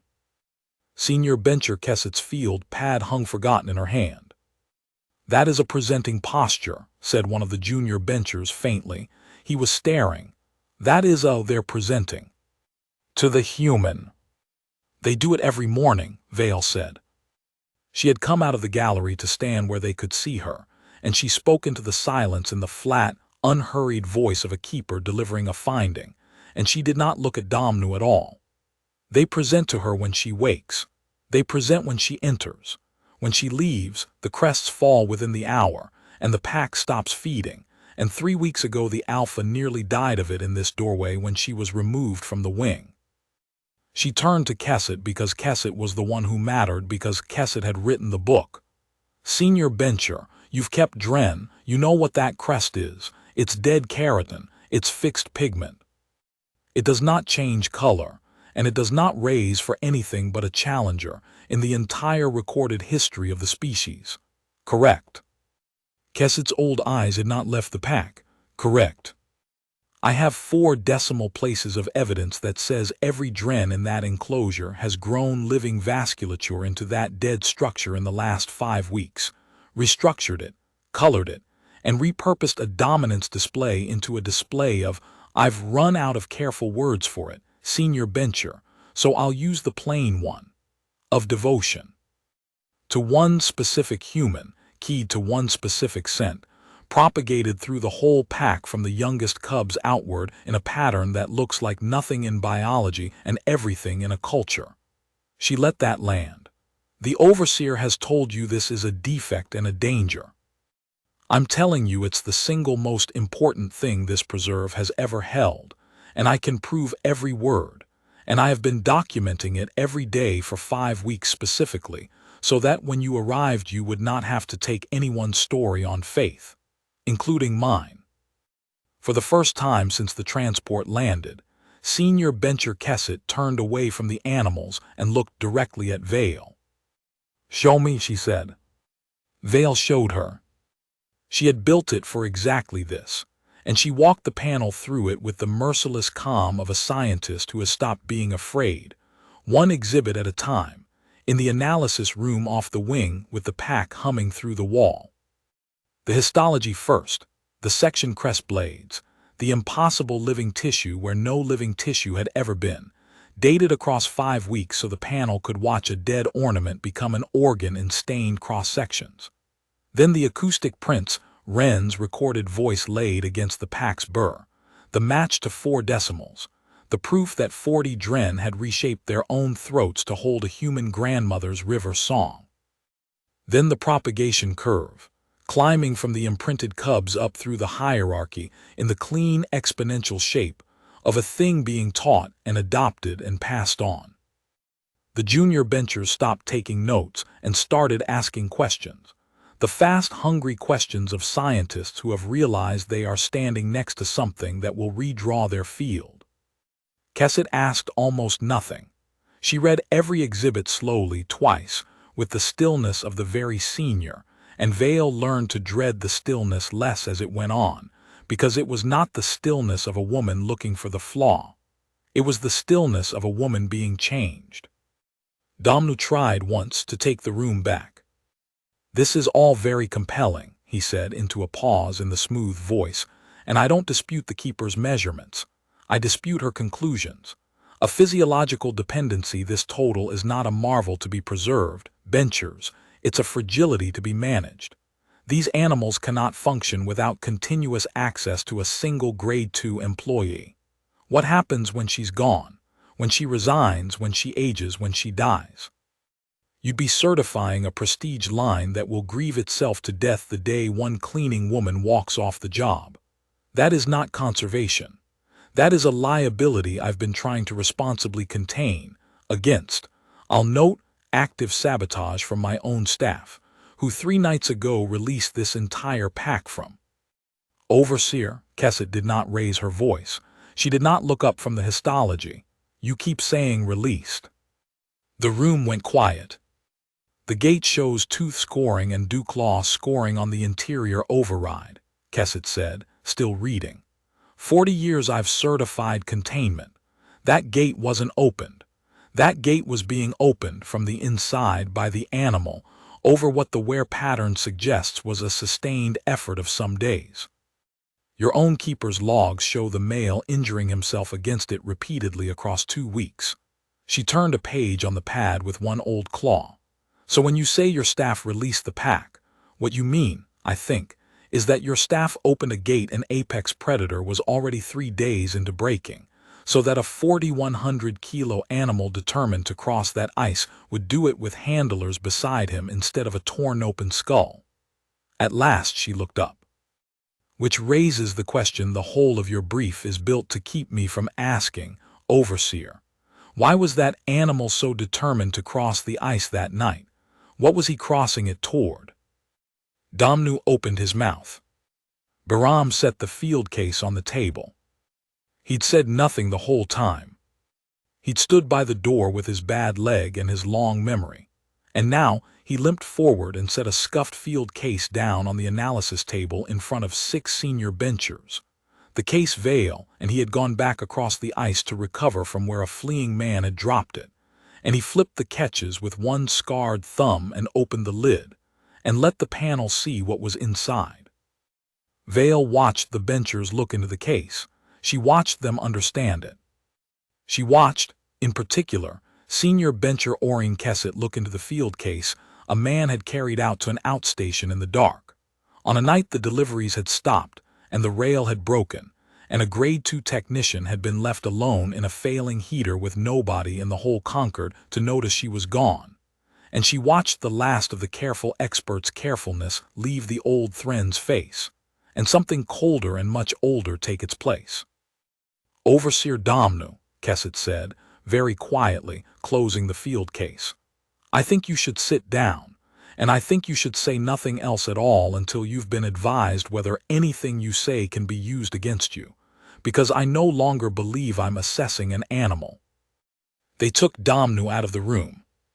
2 of the junior benchers walked him to his own office and stayed with him there, and the smooth voice did not carry any more, and Vale found she had no appetite at all for the sound of a powerful man learning he was finished. She had spent 5 weeks wanting exactly this, and it gave her nothing when it came. The animals had already delivered the only verdict that mattered on the ice when they declined to waste a crest on him. Everything after was just paper catching up. The rewritten logs did the rest of it, and they did it quickly, because senior bencher Kesset had spent 40 years reading logs and knew a rewrite the way Vale knew a crest. The outstation maintenance record had been altered 11 days after the fact. The edit stamp was right there in the metadata for anyone who thought to look, and Domnu, so careful with paper, had not imagined anyone would look, because the whole architecture of his plan depended on Wren being the kind of person no one looked for. The broken rail that was now a scheduled service. the stopped deliveries that were now a supply delay, the failing heater that had been deleted from the environmental record entirely, except that the environmental record fed an automatic backup Domnu didn't control, and the backup still had the heater's failure logged at the 4th hour of the night, plain as a wound. Kesset read it all in her stillness, and then she set the pad down and pressed her old fingers to her eyes and said to no one he was going to let her freeze and file it as a transfer. Yes, Vale said. And the animals knew before we did. Kesset lowered her hands. That's what I can't keep her. Walk me through the timing again. The night of the crossing. He flew out to the outstation at what hour? The transport landed at the outstation at the 9th hour of the night, by its own flight log.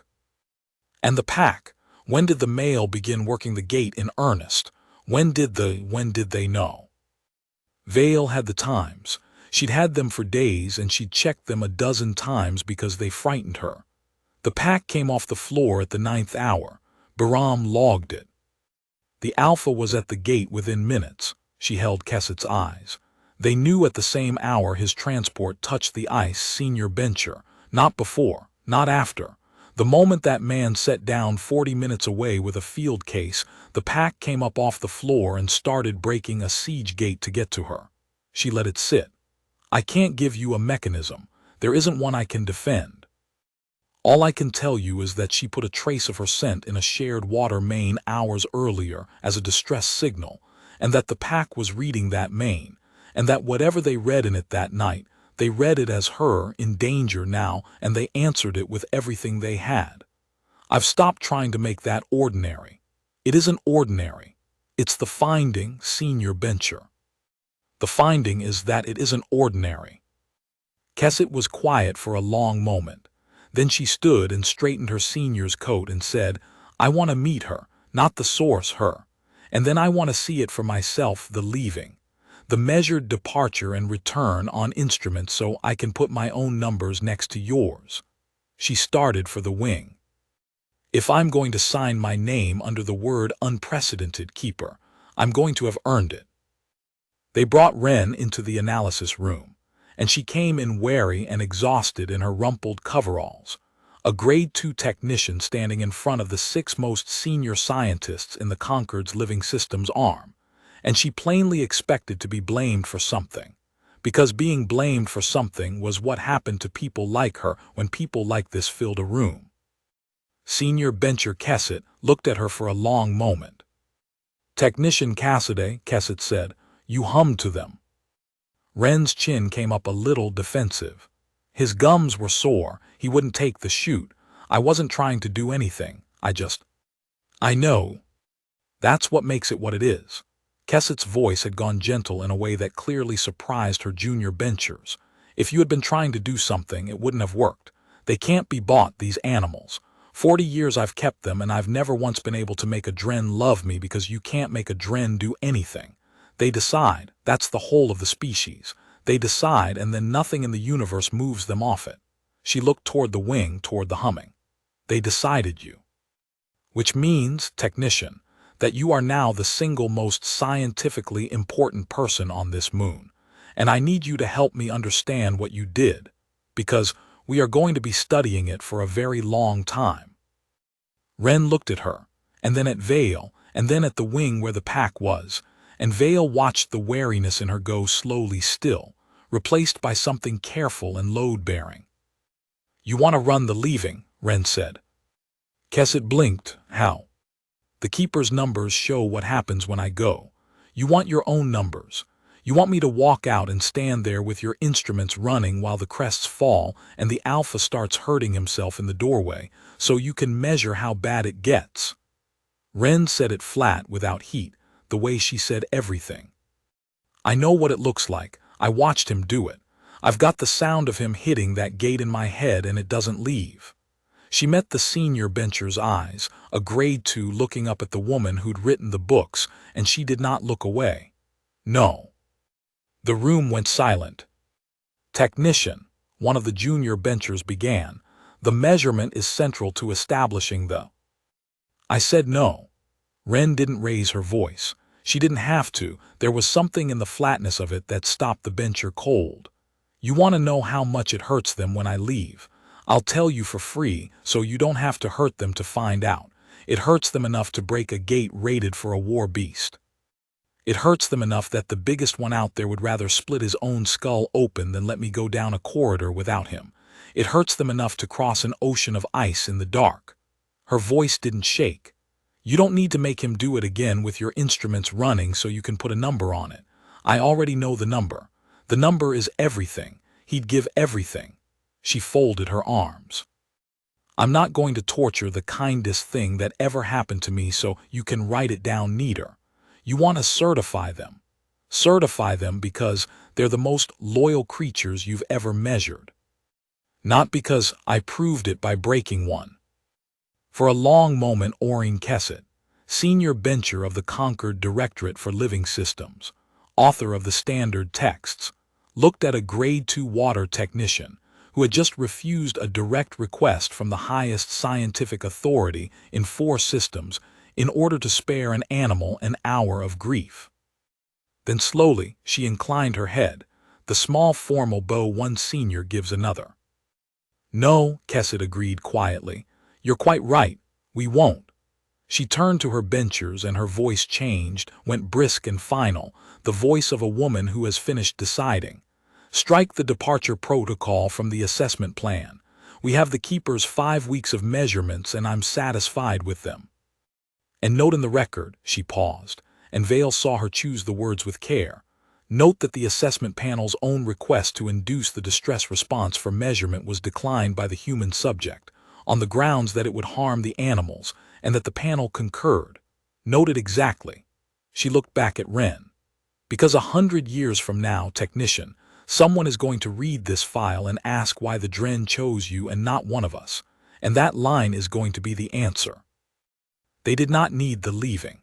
Vale had wondered in the small hours of the weeks before whether it would come down to a cruel demonstration, whether the marvel would only be believed at the price of proving it against the animals themselves. It didn't. In the end, the panel believed it the way Vale had first believed it, standing at the glass with her stylus stopped, by looking. Kessett spent the rest of that day and all of the next in the wing. She sat in the gallery for hours with her old instruments and let the pack simply be, and she watched Wren do her ordinary work inside the moving formation of 40 predators, and she watched the cubs ride the technician's shoulders, and she watched the alpha refuse to be more than 3 body lengths away, and once, Vale saw it, and saw the exact moment it undid the last of the senior bencher's professional distance. She watched the smallest cub climb into Wren's lap during a feed and put its fledgling crest under the woman's chin, and hum its cracked, wandering, half-formed river song, and she watched a Grade 2 technician stop everything and go still and hum it back correctly, gently, teaching it, and the cub get it right for 4 whole notes before losing it again, and the whole pack go quiet to listen to the lesson. Kessett turned her instruments off for that. She just watched, like the rest of them, because some things you do not measure while they are happening. You only get to be in the room. In 40 years, she said to Vale, very low, not taking her eyes off the woman and the cub, I have certified that these animals cannot be tamed, cannot be bonded, cannot be loved, that they tolerate us and nothing more, and I built a career on being right about it. The river song wandered and cracked and found itself again. And a girl who scrubs the misting lines proved me wrong in 5 weeks with a bar of soap and a song her grandmother sang, and I have never in my life been so glad to have been so completely wrong about anything. She was quiet a moment. What's her grade again? 2, Vale said, the lowest we have. Kessett made a sound that was not quite a laugh. Not for much longer, she said. The panel deliberated for 2 days, and Vale was not in the room for it, and the not knowing was the worst waiting of her life. She spent it in the wing. There was nowhere else she could stand to be. She sat in the gallery through both nights and watched the pack keep its watch over Wren asleep on the cot, and she told herself that whatever 6 benchers decided in a closed room, they had seen the thing now. They had stood in front of it with their own eyes, and no report could quite unsee that. But she had spent 30 years in the Concord's institutions, and she knew how a closed room could talk itself out of what its eyes had plainly shown it, especially when one voice in the room kept saying the word liability. And she knew that at least one of the junior benchers had come in believing Domnu's brief and had not entirely stopped. It was that bencher who came to find her on the second evening, a careful young Thren named Seth, the one who had wanted to run the leaving. He found Vale in the gallery and stood at the glass beside her for a while without speaking, watching the pack, before he said what he'd come to say. "I'm the one arguing against certification," he said. "You should know that. I don't think I'm wrong either, so I'm not here to apologize for it. I'm here because I can't work out how to answer one thing, and it's keeping the panel from a decision, and I think you're the only person who can answer it honestly." He turned to her. The dependency. The overseer was right about the shape of it, even if he was a criminal about the rest. These animals cannot function without her. She ages, she dies, she leaves, and 40 of the rarest predators in the Concord grieve themselves to death in a doorway. We watched the male nearly do it. You documented it. How is that not a fatal fragility? How do I certify a lineage whose survival hangs on one mortal human's continued goodwill? Answer me that and I'll change my vote. I want to change my vote. I just can't do it on sentiment. Vale had thought about this. She had thought about little else some nights. "You're asking the wrong question," she said. "You're asking how we protect the pack from losing her. That's Domnu's question. He asked it too, and it led him to a field case." She watched the young alpha shift closer to the sleeping woman in the wing. "The right question is, what did we learn about the species from the fact that they can love something that much? Because you're treating the love as a defect in the animal, a weakness, a dependency, a thing that makes them lesser. And I'm telling you it's the opposite. A dren that can grow an organ to honor a kindness is a greater animal than a dren that can't, not a lesser one. You want to certify them as if the capacity to love completely is a flaw to be bred out. And if the Concord does that, if we look at the most extraordinary thing an apex predator has ever done and file it as a fragility, then the fragility isn't in the dren bencher. It's in us." Seth was quiet for a moment. "That's still sentiment." "Then here's the science under it." Vale straightened. "The crest is heritable. I'll have it proven within 2 generations, mark me. Which means the capacity doesn't die with her. The pack won't grieve itself to extinction, because the pack is already becoming a lineage that carries the trait forward, that can honor a successor, that can imprint again. What she gave them isn't a dependency on one woman. It's a new way of being dren. She's not a life support system they'll die without. She's the founder of a tradition they'll carry after she's gone, the way a people carries the name of the one who taught them their first song." She held his eyes. "You're afraid you're certifying 40 animals that need a cleaning woman to live. What you're actually certifying is the first generation of a species learning how to love on purpose. That's not fragile, bencher. That's the least fragile thing I've ever measured. Traditions outlast everyone who starts them. That's the whole point of a tradition." Seth looked at the pack for a long time. "Heritable," he said finally.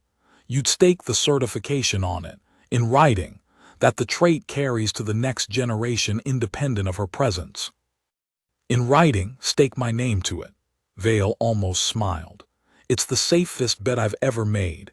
You've seen how much those animals want to keep her. You think they'd let a thing like that die with one body? They'll pass it down out of sheer refusal to lose it. They already are." Seth nodded slowly, and something in his careful face eased, the look of a man who has found the handhold that lets him move. "Then I can vote for it," he said. "Not on sentiment, on the tradition." He turned to go and paused. "The overseer's substances charge against the technician, the reopened one." He said it carefully. "It's void. We struck it this morning. The whole substances protocol he charged her under was written to keep unapproved chemicals out of the enclosures, and the panel's finding is going to establish that her unapproved chemical, produced the most significant conservation event in the Directorate's history. You can't very well punish the woman for the thing you're about to certify as a marvel. A dry flicker crossed his face. Tell her, if you like, that she's not in trouble. I gather she spent this whole thing braced to be blamed for it. She has, Vale said. Her whole life, I think, not just this. Then tell her, Seth said and left. Bahram was in the wing when Vale brought the news down, sitting on an upturned feed crate with his bad leg out straight, cleaning the old field case he had recovered from the ice. Though there was nothing left in it that needed cleaning, and Vale suspected he did it the way some men whittle, to have something in his hands while he thought. They struck the charge, Vale told him, and Seth's changing his vote. It's going to certify Bahram, all of it. The pack's protected, she's cleared, and I think they're going to make her something. Kesset said as much, a post that doesn't exist yet. Bahram nodded slowly, working the cloth over the scuffed case. Good, he said, then after a while, you know whose grandsire cut this leg? He didn't look up. The old male's, the gray one. 50 years back, when I was younger than that girl and stupider than I like to remember, I got between him and his mate over a thing that wasn't my business, and he opened my leg to the bone and taught me 40 years of respect in about 2 seconds. He set the case down. I've kept that line their whole lives. I bottle-raised the old male. I bottle-raised the young alpha off him. 3 generations of the finest animals I ever knew, and I loved every one of them, and not one of them ever grew me a crest. He looked up at Vale, and his old eyes were flat and clear. I used to think that was just how they were, that they couldn't, that the wanting to be loved back was a thing in me and not in them, and I was a fool to feel it. He shook his head. And then a girl who'd been here 14 months hummed at a hungry cub, and they grew silver for her, and I understood it wasn't that they couldn't, it's that they wouldn't, not for me, because I wanted it. 50 years I wanted it, and the wanting was the wall. He picked the case back up, turned it in his scarred hands. She never wanted a thing off them. That's the whole difference between her and me and the overseer and every proud fool who ever came to that glass. We all wanted something back. She was just kind. He set to the case again. Tell her about the charge. She'll be relieved, and don't tell her the rest of what I said. She'll only argue that I've got crests all over me, that I raised half of them and they love me fine, and she'll believe it too because she can't see herself any better than she could that first morning. He almost smiled. That's the last piece of it, Keeper. She still doesn't know what she is. 10 years from now she still won't. That's why it's her. He nodded at the door. Go on. Go tell the steward she's not in trouble. The panel's finding, when it was written, ran to 200 pages, and Vale had a hand in most of them. And the 200 pages said in careful conquered prose what the wing had said in one look. That the Osprey Reach had hosted, and would now protect, a biological event without precedent in the recorded science of any species. They named it in the finding. That was the part Vale had not expected, the part that caught in her throat when she read the final draft. Scientific bodies do not usually name their marvels after the corridor talk of the keepers who found them. They assign a designation, a catalog string, a latinate mouthful. But Senior Bencher Kesset had heard the word the juniors used, the word that had arrived on its own out of the quiet and the gray water, and she had asked Vale where it came from, and Vale had told her, and Kesset had put it in the finding over the objection of exactly no one. The Stillwater crest. Corpus keratin vasculaire drenii, common designation the Stillwater crest, defined as the anomalous development of living, remodeling, pigmented crest tissue in Dren osprey in devotional response to a recognized individual. First in type specimen, the Reach Pack Osprey Reach Preserve. Named, the finding noted, for the still gray water in which the founding cohort first took the scent. And, though the finding did not say this part, Vale knew Kesset meant it too, for the stillness of the woman it was grown to honor, who had never once raised her voice in all of it, not to the pack, not to the panel, not even to the man who'd tried to let her freeze. Damnu was gone by the time the finding was signed. His removal was quiet, the way these things are quiet when an institution would rather not admit how close it came. He was relieved of the reach on a stated ground of administrative irregularities in personnel and maintenance records, which was true, and was also the smallest true thing that could be said. And the field case and the backup logs and the rewritten rail order went to a Concord office that dealt with the larger true things, and Vale did not follow it and did not want to. She had watched 40 predators decline to spend a single crest on him.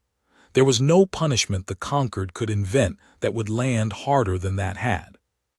He had flown out into the dark to erase a woman no one would miss, and he had stood in the middle of 40 animals who had crossed an ocean of ice because they would sooner die than let her go unmissed.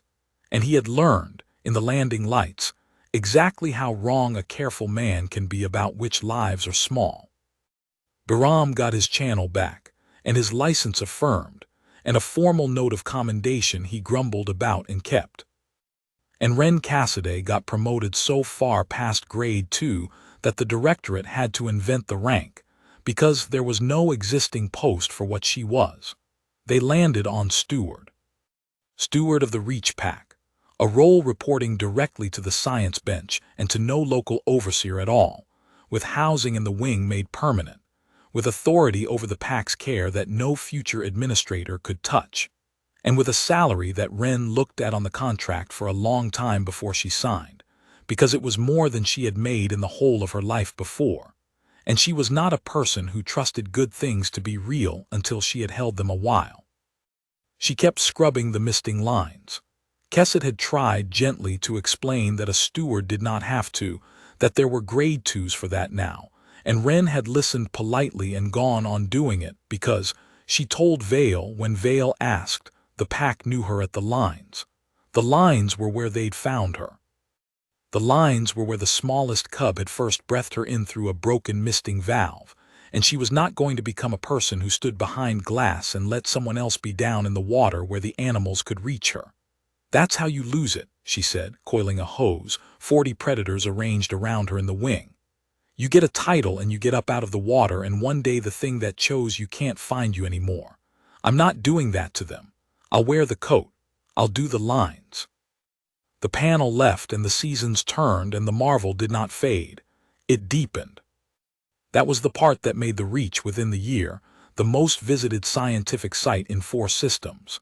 Not the tour delegations Domnu had courted, who came to look at a prestige color through armored glass, but researchers, hundreds of them, benchers and students and keepers from Species Vale had only read about. All of them come to stand in the gallery and watch a thing that biology had insisted could not happen keep on happening and getting bigger. The visitors changed, and that was one deepening, though Vale cared less for it. Under Domnu, the Reach had sold a color to tour delegations who came in fine coats to be seen looking at prestige animals through armored glass and left, and remembered nothing. Now they came to learn. They came quiet and stayed long. Benchers and students who arrived certain they understood the finding and left understanding only that they didn't. And the ones who understood best were always the ones who ended up saying least, who sat in the gallery at the 40th hour and watched a woman kneel at a leaking valve and simply went still, the way people go still in the presence of a thing larger than their vocabulary. The Reach stopped being a preserve that displayed an animal. It became a place people traveled to in order to be reminded of something they had known once and mislaid. The cubs grew. That was the deepening Vale found she could not look away from. The 6 imprinted cubs, the founding cohort, the finding called them, grew through their first year and into their second, and they did not lose the crest as some quiet part of Vale had feared they might. Some reversion to the mean, some correcting of the anomaly by a body remembering what it was supposed to be. The opposite. As they grew, the Stillwater crest grew with them, richer and more structured each season, the silver deepening, the river green banding resolving into a pattern so fine and so consistent from animal to animal that Kesset's people began to suspect, and then 2 years on to prove that it was heritable. That the founding cohort, grown and paired and raising cubs of their own, were passing the crest down. That drenlings were now being born at the reach with the silver already coming up at the root, a trait that had not existed anywhere in the species 3 years before, carried now in the blood, because 40 animals had met one kindness and reached so deep to honor it that they had reached all the way into what their children would be. The smallest cub grew the largest. Vale noted it in her logs with a scientist's care, and felt it in her chest with something that was not care at all. The first one, the one whose crest had turned silver in the night and started the whole cascade, the one who had piped its cracked, half-formed river song into a crying woman's chin on the floor of the wing, grew, over 3 years, into the biggest dren the Reach had ever recorded. Bigger than the old alpha, who yielded to it without a fight one spring morning in the plain, undramatic way of dren, simply lying down in front of the younger animal and folding his crest, passing something on. The cub that had chosen first became the alpha that led. And the new alpha's crest, when it stood to full height, was the most magnificent thing in the wing, a great fan of living silver and river green that it raised, still, for exactly one thing in all the universe, for a woman in coveralls coming down to the misting lines in the morning, whom it had loved since before its eyes were open, whom it had grown its whole enormous self around the honoring of. It had the river song perfect now. It had had it perfect for years. And on the morning it became alpha, the first thing it did before it took the pack, before it did anything a dren alpha was supposed to do, was cross the wing to where Wren was coiling a hose, and lower its huge silver-crested head to her, and hum her grandmother's river song, low and true and enormous, the same song it had piped so badly as a blind cub who had breathed her in once through a broken pipe, and decided, with nothing yet in its head but hunger and warmth, that she was the thing worth building a life around. Wren put down the hose and put her forehead against its brow, the way she had 1,000 times, and hummed it back. Vale stopped writing that one down. Some things you do not measure while they are happening. You only get to be in the room. The student's name was Tavi Wren, and she came to the Reach in the 4th year of the Stillwater Crest, in the last intake of researchers the wing could hold, and she came, if she was honest with herself on the transport in, to prove that it was smaller than they said. She was young and she was clever, and she had read the 200-page finding twice, and she had done what clever young researchers do with a marvel. She had built, in the privacy of her own head, a smaller and more manageable version of it. A trained response. A very good trained response, elaborately documented, but a trained response all the same, because the alternative, that a pack of apex predators had spontaneously evolved a heritable honor organ for a specific human out of nothing but a scent and a kindness, was not a thing a serious person let herself believe before she had stood in the room.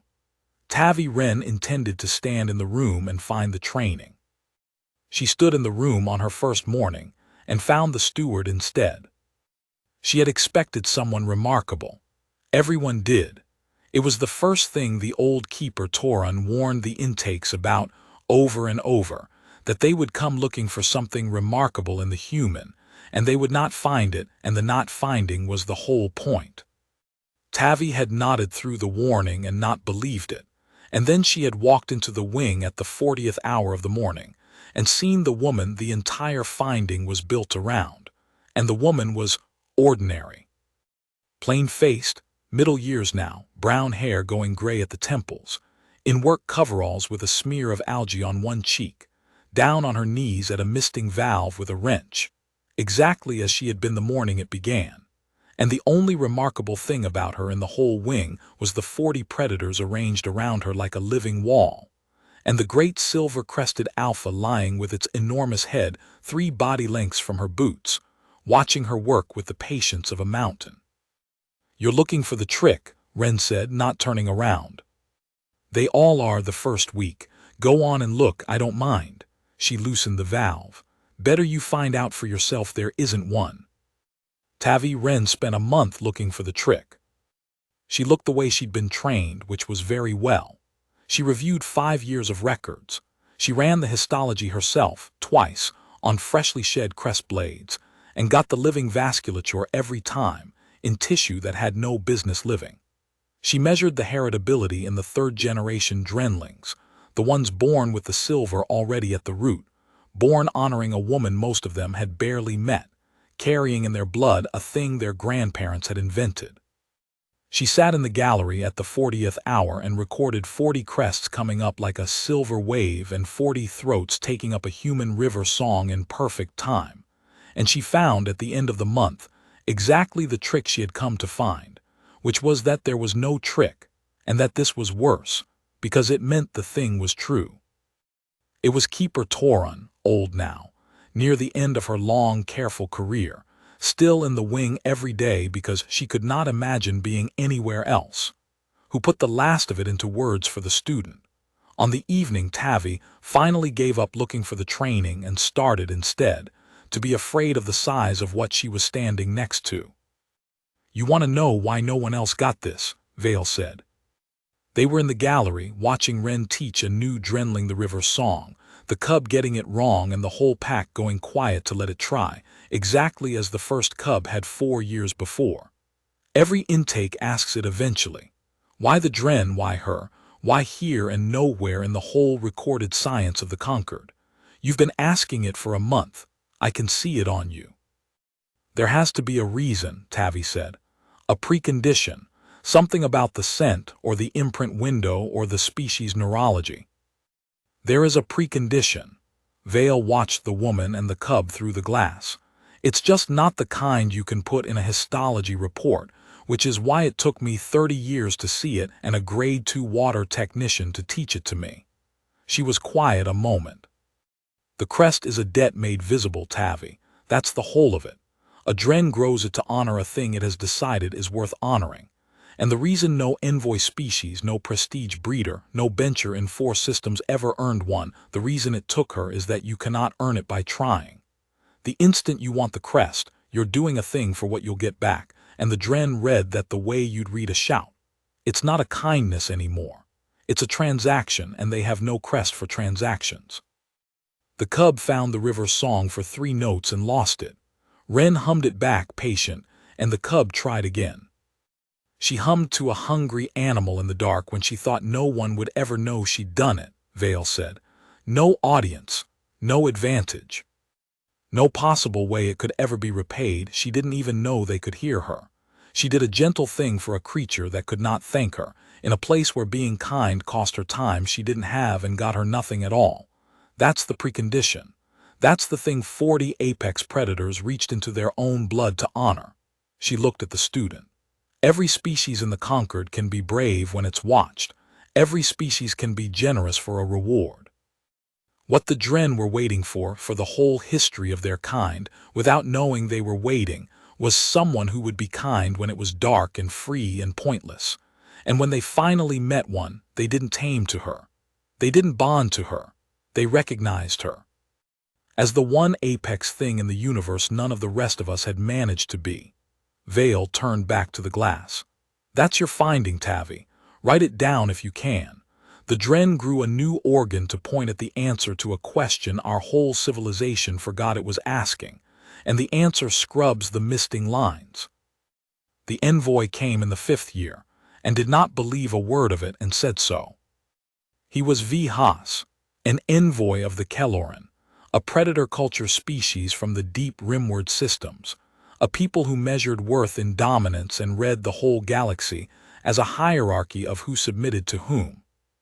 The Keloran had heard about the Reach the Way a proud people hear about a rival's miracle, and they had sent Vihas to look at it. And Vihas had come armored and scaled and enormous, a warrior of a species that regarded the conquered scientists as soft and the conquered's humans as softer. And he had stood in the gallery on his first morning and watched 40 apex predators bow their crests to a plain human woman in coveralls. And he had said, with the flat certainty of his kind, that it was a fraud. "No apex submits to prey," Vihas said. "It is not in the blood. What I am seeing is conditioning. Chemical or trained or bred, I do not care which. You have made these animals perform submission to a weak thing, and you call it a marvel because it flatters you." He looked at Wren through the glass with open contempt. That is not honor, that is a circus. My people do not bow to circuses. We came to see an apex keeper. Show me one, or admit there is none here.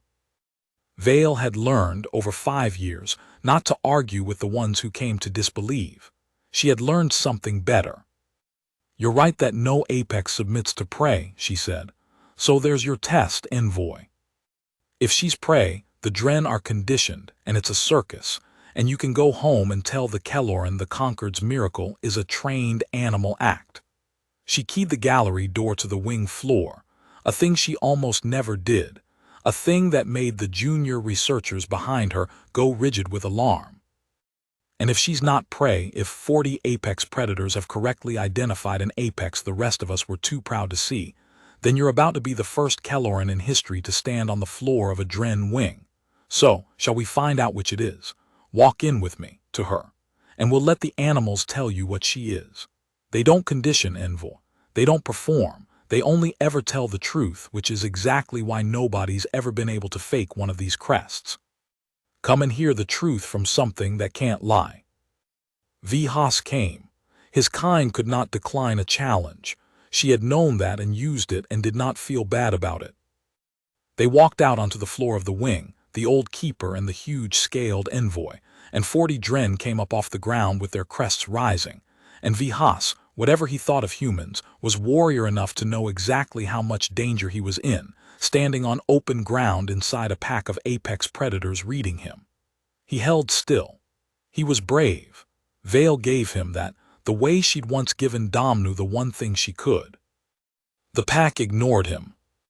They rose, they read him, they classified him a large predator, unknown, unbowed, and then they dismissed him exactly as they had dismissed Damnu on the ice, 40 heads turning away from the envoy of the Kelloran as if he were furniture, and flowed instead to Ren, who had straightened from her valve at the far end of the floor and went down in front of her, crests bowed, humming.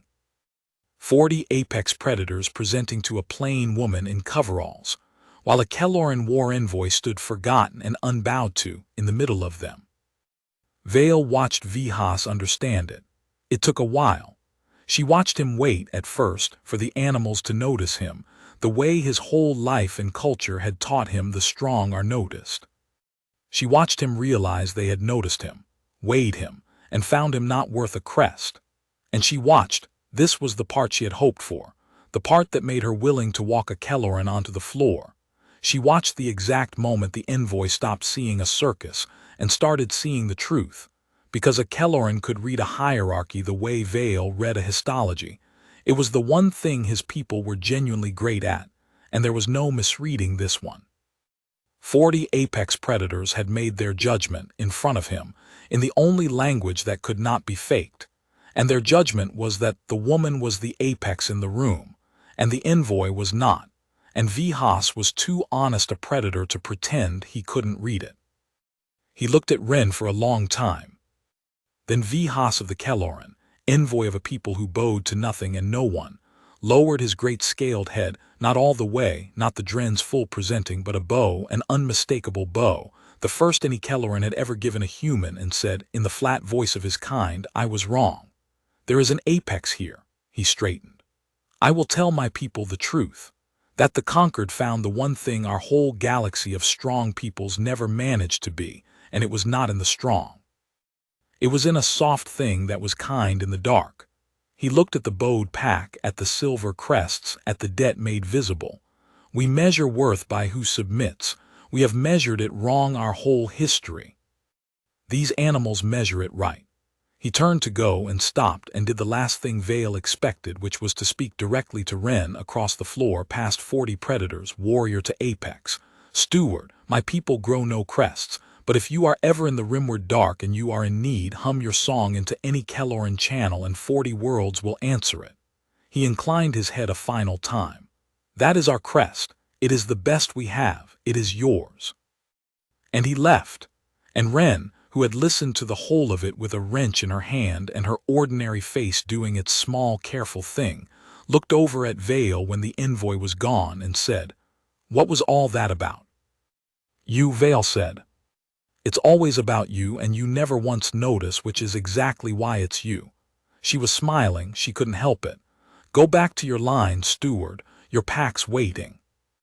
Ren Cassidy had never told anyone, not Vale and not Bahram, and certainly not the researchers who wrote her into their papers, the thing she thought about most, which was that before the Dren, she had genuinely believed she would go her whole life without anyone noticing she was there.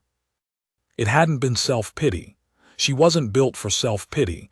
It was a luxury of people with time. It had simply been the arithmetic of her life, added up honestly.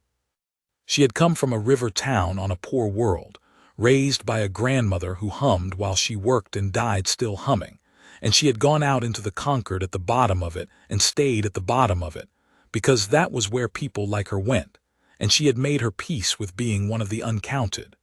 You cleared your line, and you moved to the next one before a keeper found you idle. You took your small comforts where you found them. You did the gentle thing when the gentle thing was free, not because anyone would know, but because your gran had done it that way, and it was the only inheritance you had, and you were not going to be the one who let it die. And then 6 blind cubs had breathed her in through a broken pipe, and the whole arithmetic had come apart. That was the part the papers never got, because it wasn't measurable and Ren never said it out loud. The marvel for the researchers was the crest, the living keratin, the heritability, the honor organ that redrew the science. For Ren the marvel was smaller, and it was enormous, and it was this: that she had spent 22 years certain that being kind in the dark counted for nothing, that it went nowhere, that it was a thing you did into a void because your gran had done it, and for no other reason at all, and 40 apex predators had reached down into their own blood and grown a new part of themselves to tell her, in the only language that couldn't lie, that it had never gone into a void. That something had been keeping count the whole time. That the gentle things done where no one could see were exactly the things the universe, when it finally got a chance, would build a body to honor. She thought about that at the misting lines most mornings, with the pack arranged around her and the great silver alphas head 3 body lengths from her boots. She never said it. She just hummed her gran's river song into the wing, and 40 predators hummed it back. And it was, every single morning, the answer to a question she had stopped believing had an answer. The new grade 2 arrived in the 6th year, and Ren knew her at a glance, because she was looking at herself. The girl's name was Semi, and she was young and thin and watchful in the specific way of a person who has learned that being noticed is usually the start of something bad, and she had been sent to the wing to scrub the outer galleries because that was the job you gave the ones no one wanted to think about. Ren watched her work for 3 days from inside the pack, the way Vale had once watched Ren, and on the 4th day she came out to the boot rack where Semi was hanging her mud boots and expecting to be fired, and Ren said, "You use anything on your hair, a soap, a wash, anything with a scent." Semi went rigid. "Is that against a rule? I'll stop. I didn't know there was a—" "No. No, don't stop." Ren heard the echo and had to smile at it, the whole thing running around again like the river song. "You're not in trouble. Sit down a minute. I want to tell you something nobody told me, and it would have saved me about 20 years. Semi sat wary, on the edge of the boot bench. "You're going to be down here in the water where nobody senior comes," Ren said. "Clearing lines, hauling feed, doing the parts of this place the people with the crests on their collars don't want to touch. And you're going to learn what everybody at the bottom learns, which is that nothing you do down here counts. Nobody's watching, so nothing counts. That's the lesson. You've probably already started learning it." She looked at the girl's careful face and saw it there, half learned already, and something in her chest ached at it. "I want you to unlearn it, right now before it sets, because it's the biggest lie there is, and I can prove it, and I'm about the only person in the Concord who can." She nodded at the wing, at 40 apex predators visible through the gallery glass, crests up, waiting for her. Everything in that room happened because a girl at the bottom of this place did a kind thing when she was certain no one would ever know, Ren said. That's all. That's the whole secret. The researchers come from 4 systems to study. It wasn't strength, and it wasn't cleverness, and it wasn't anything you have to be born with. It was being gentle in the dark, for free, for nothing, because it was the right way to be even when it changed nothing. She stood. So do your lines, do them right. And when you find something hungry and frightened down here where nobody's looking, an animal, a person, anything, be kind to it. Not because it'll come back to you. It probably won't. Do it anyway. Because I am telling you, from the only person who'd know, that the dark is keeping count. And one day, when you least expect it, the whole universe is going to come across the ice to tell you that you were never as alone as they made you feel. Semi stared at her. The steward's telling me this, the steward of the whole pack, sitting on a boot bench. The steward scrubs the misting lines, Wren said. Ask anyone. It confuses the researchers no end. She picked up her wrench. Come on, I'll show you the valve that started it. It's still my favorite one, still leaks a little. I could fix it all the way, and I never have, and if you ever tell Keeper Torin I said why, I'll deny it. Vale was old by the 7th year, and she knew it, and she had made her peace with the one thing that had frightened her about it, which was leaving the wing. She would not leave it in the end. She had arranged that. She had trained Tavi Wren into a keeper who saw the wing the way it needed to be seen, as a marvel to be protected, and not a puzzle to be solved. And she had signed the papers that would keep the pack under the science bench forever, past any future overseer, past Vale's own life. And she had moved her cot into the observation gallery beside the place Wren's had been all those years ago, because a woman who had spent 30 years being careful about everything had decided at the end to be certain about one thing, that the last thing she saw would be the silver wave coming up at the 40th hour, and the last thing she heard would be the river song. You're maudlin, Wren told her one evening sitting with her in the gallery. I've earned a little maudlin. 37 years of measurements. I'm allowed to feel something about it now that I'm out of decimals. Vale watched the pack settle for the night, the crests folding gentle, the humming going low and easy. Do you know what the finding never managed to say in 200 pages? What it means? We proved every mechanism we could reach, and we never once got to the meaning, because meaning isn't a thing you can section and stain. She looked at Wren. But I've had 37 years to think about it, and I think I've got it now. And I'm going to say it to you once and then never again, because it'll embarrass us both. Go on then. I think, Vale said slowly, that every species in the Concord has been telling itself the same story since it climbed down out of its own trees. That the way to matter is to be strong, to be feared, to be the apex, the thing that takes, the thing others yield to.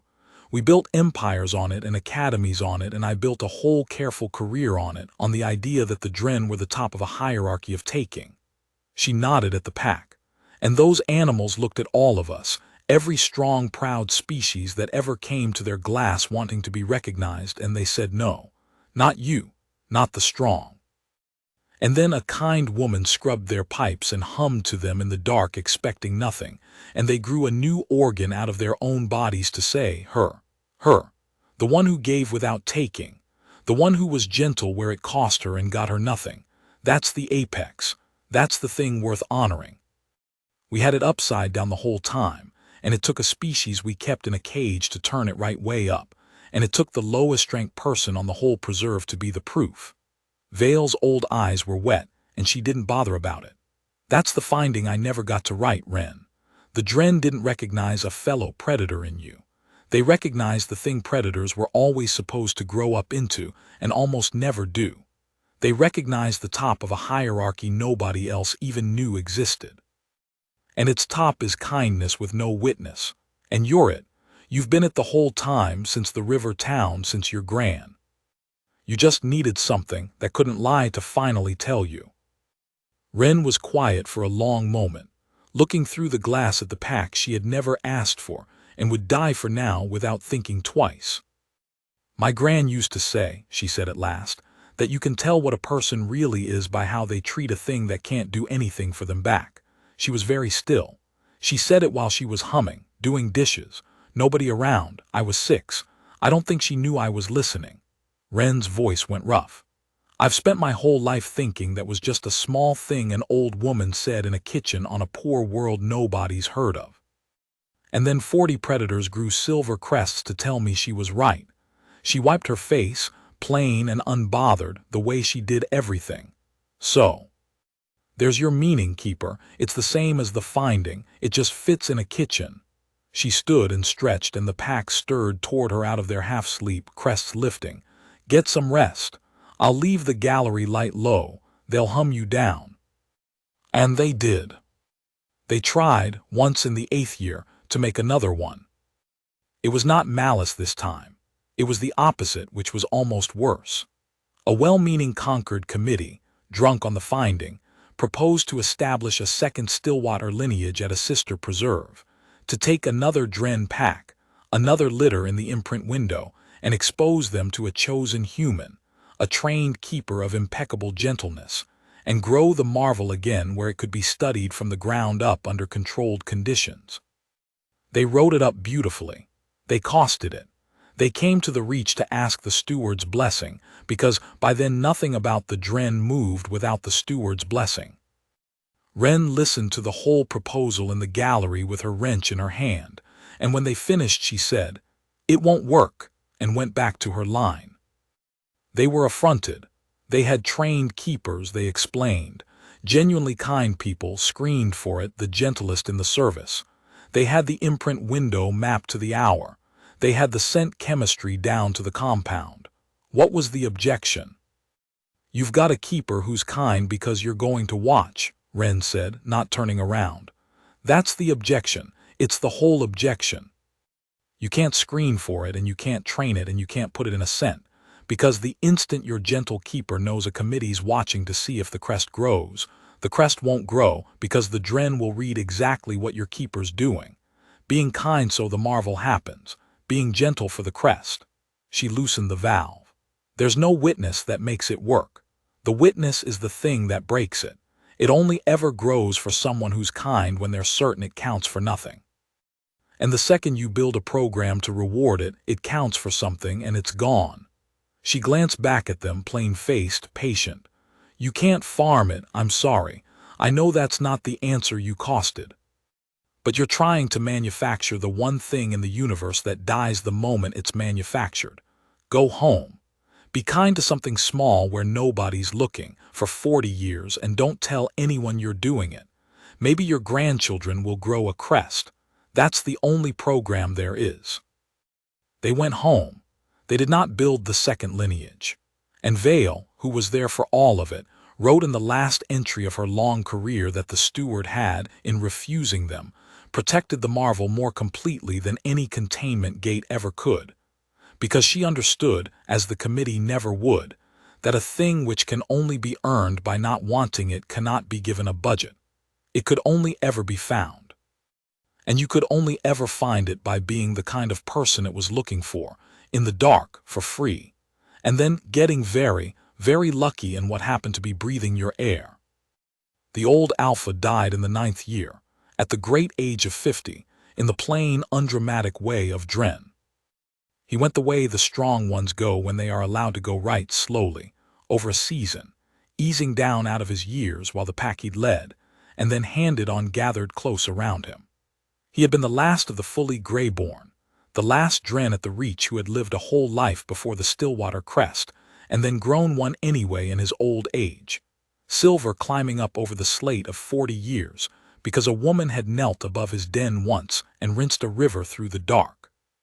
On his last morning, Wren sat with him on the floor of the wing for 6 hours, and the pack made a wall around them, and the young silver Alpha, the first cub, the one who had turned first and grown largest, lay on the old male's other side.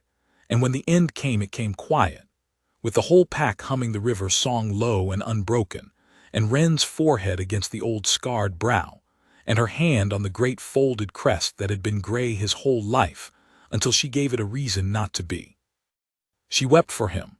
She did not weep the way she'd wept on the ice, torn and afraid. She wept the way you weep for something that got a good long life and a good clean end and knew, at the finish, exactly how loved it was. And the pack grieved with her, crests low for 3 days, the way they had grieved her absence years before, but this time she was there in the grief with them, in the water where they could reach her. And on the fourth morning the young alpha crossed the wing to where she sat and lowered its enormous silver head and hummed the river's song, and she lifted her wet face and hummed it back. And the pack's crests came up, all of them, one more time, and the wing was full of the sound again, and grief turned. The way it does when it's carried together into the other thing, into gratitude, into the marvel still standing, still singing, larger now than the one animal it had lost. That was the last great grief the wing held for a long while. And it was Tavi Wren, Keeper Wren now, Vale retired to her cot in the gallery and rarely rising from it, who stood at the observation glass at the 40th hour of a cold cycle morning in the 10th year, and saw the thing that made her put down her pad, exactly as an old keeper had done a decade before, because it was not a thing that was supposed to happen, and it had happened anyway. The smallest cub of the newest litter, 9 days out of the birthing sack, eyes still sealed, had a crest banded pale silver and river green, and the morning before it had not. Tavi stood at the glass and felt the whole 10 years run through her at once. She knew now everything the old keeper hadn't known that first morning. She knew the histology and the heritability and the meaning Vale had finally put into words. She knew that this one was born to it, carried it in the blood the founding cohort had rewritten, that its silver was inheritance and not miracle. And she knew, too, the thing the finding never managed and Wren had said fit in a kitchen. That inheritance was only the crest, only the shape of the honor, and that the honor itself still had to be earned new by the woman it pointed at every morning at the misting lines in the water for free. Down the wing, the maintenance hatch opened. Wren came through it in her coveralls with her wrench and the smear of algae on her cheek, gray all through her hair now, moving a little slower than she had that first morning, but moving the same way, down toward the lines where the pack could reach her. And the newest cub, 9 days old and blind and already silver, lifted its seal-dyed head off the warm den floor and turned it, unerring, toward a scent it had never met and had somehow been born knowing, toward the woman coming down into the water, humming low, a river song from a poor world nobody had heard of, into the dark where nobody was watching, for nothing, because it was the only way she knew how to be. 40 crests rose to meet her. The blind cubs rose with them, smallest and newest and silver, reaching for a kindness it could not yet see, and already, in its blood and its bones and the impossible living crest on its infant neck, had decided to spend its whole life honoring. Keeper Wren did not write it down. She had learned that much. Some things you do not measure while they are happening. She just stood at the glass in the cold, clean morning and watched the whole pack go down before a woman who scrubbed their pipes, and understood, the way you understand weather, that 100 years from now they would still be singing that river back into the dark, still turning silver in the night for it, still telling the whole proud galaxy the one true thing it kept forgetting. That the strongest thing in the universe is a small, quiet kindness, done where no one can see it, expecting nothing at all, and that when the universe finally finds one, it will cross any ocean, break any gate, and grow a whole new part of itself, just to kneel down and say what the Dren had spent 10 years saying in the only language that could not lie, that they had seen, that they had always seen, that she had never once been alone.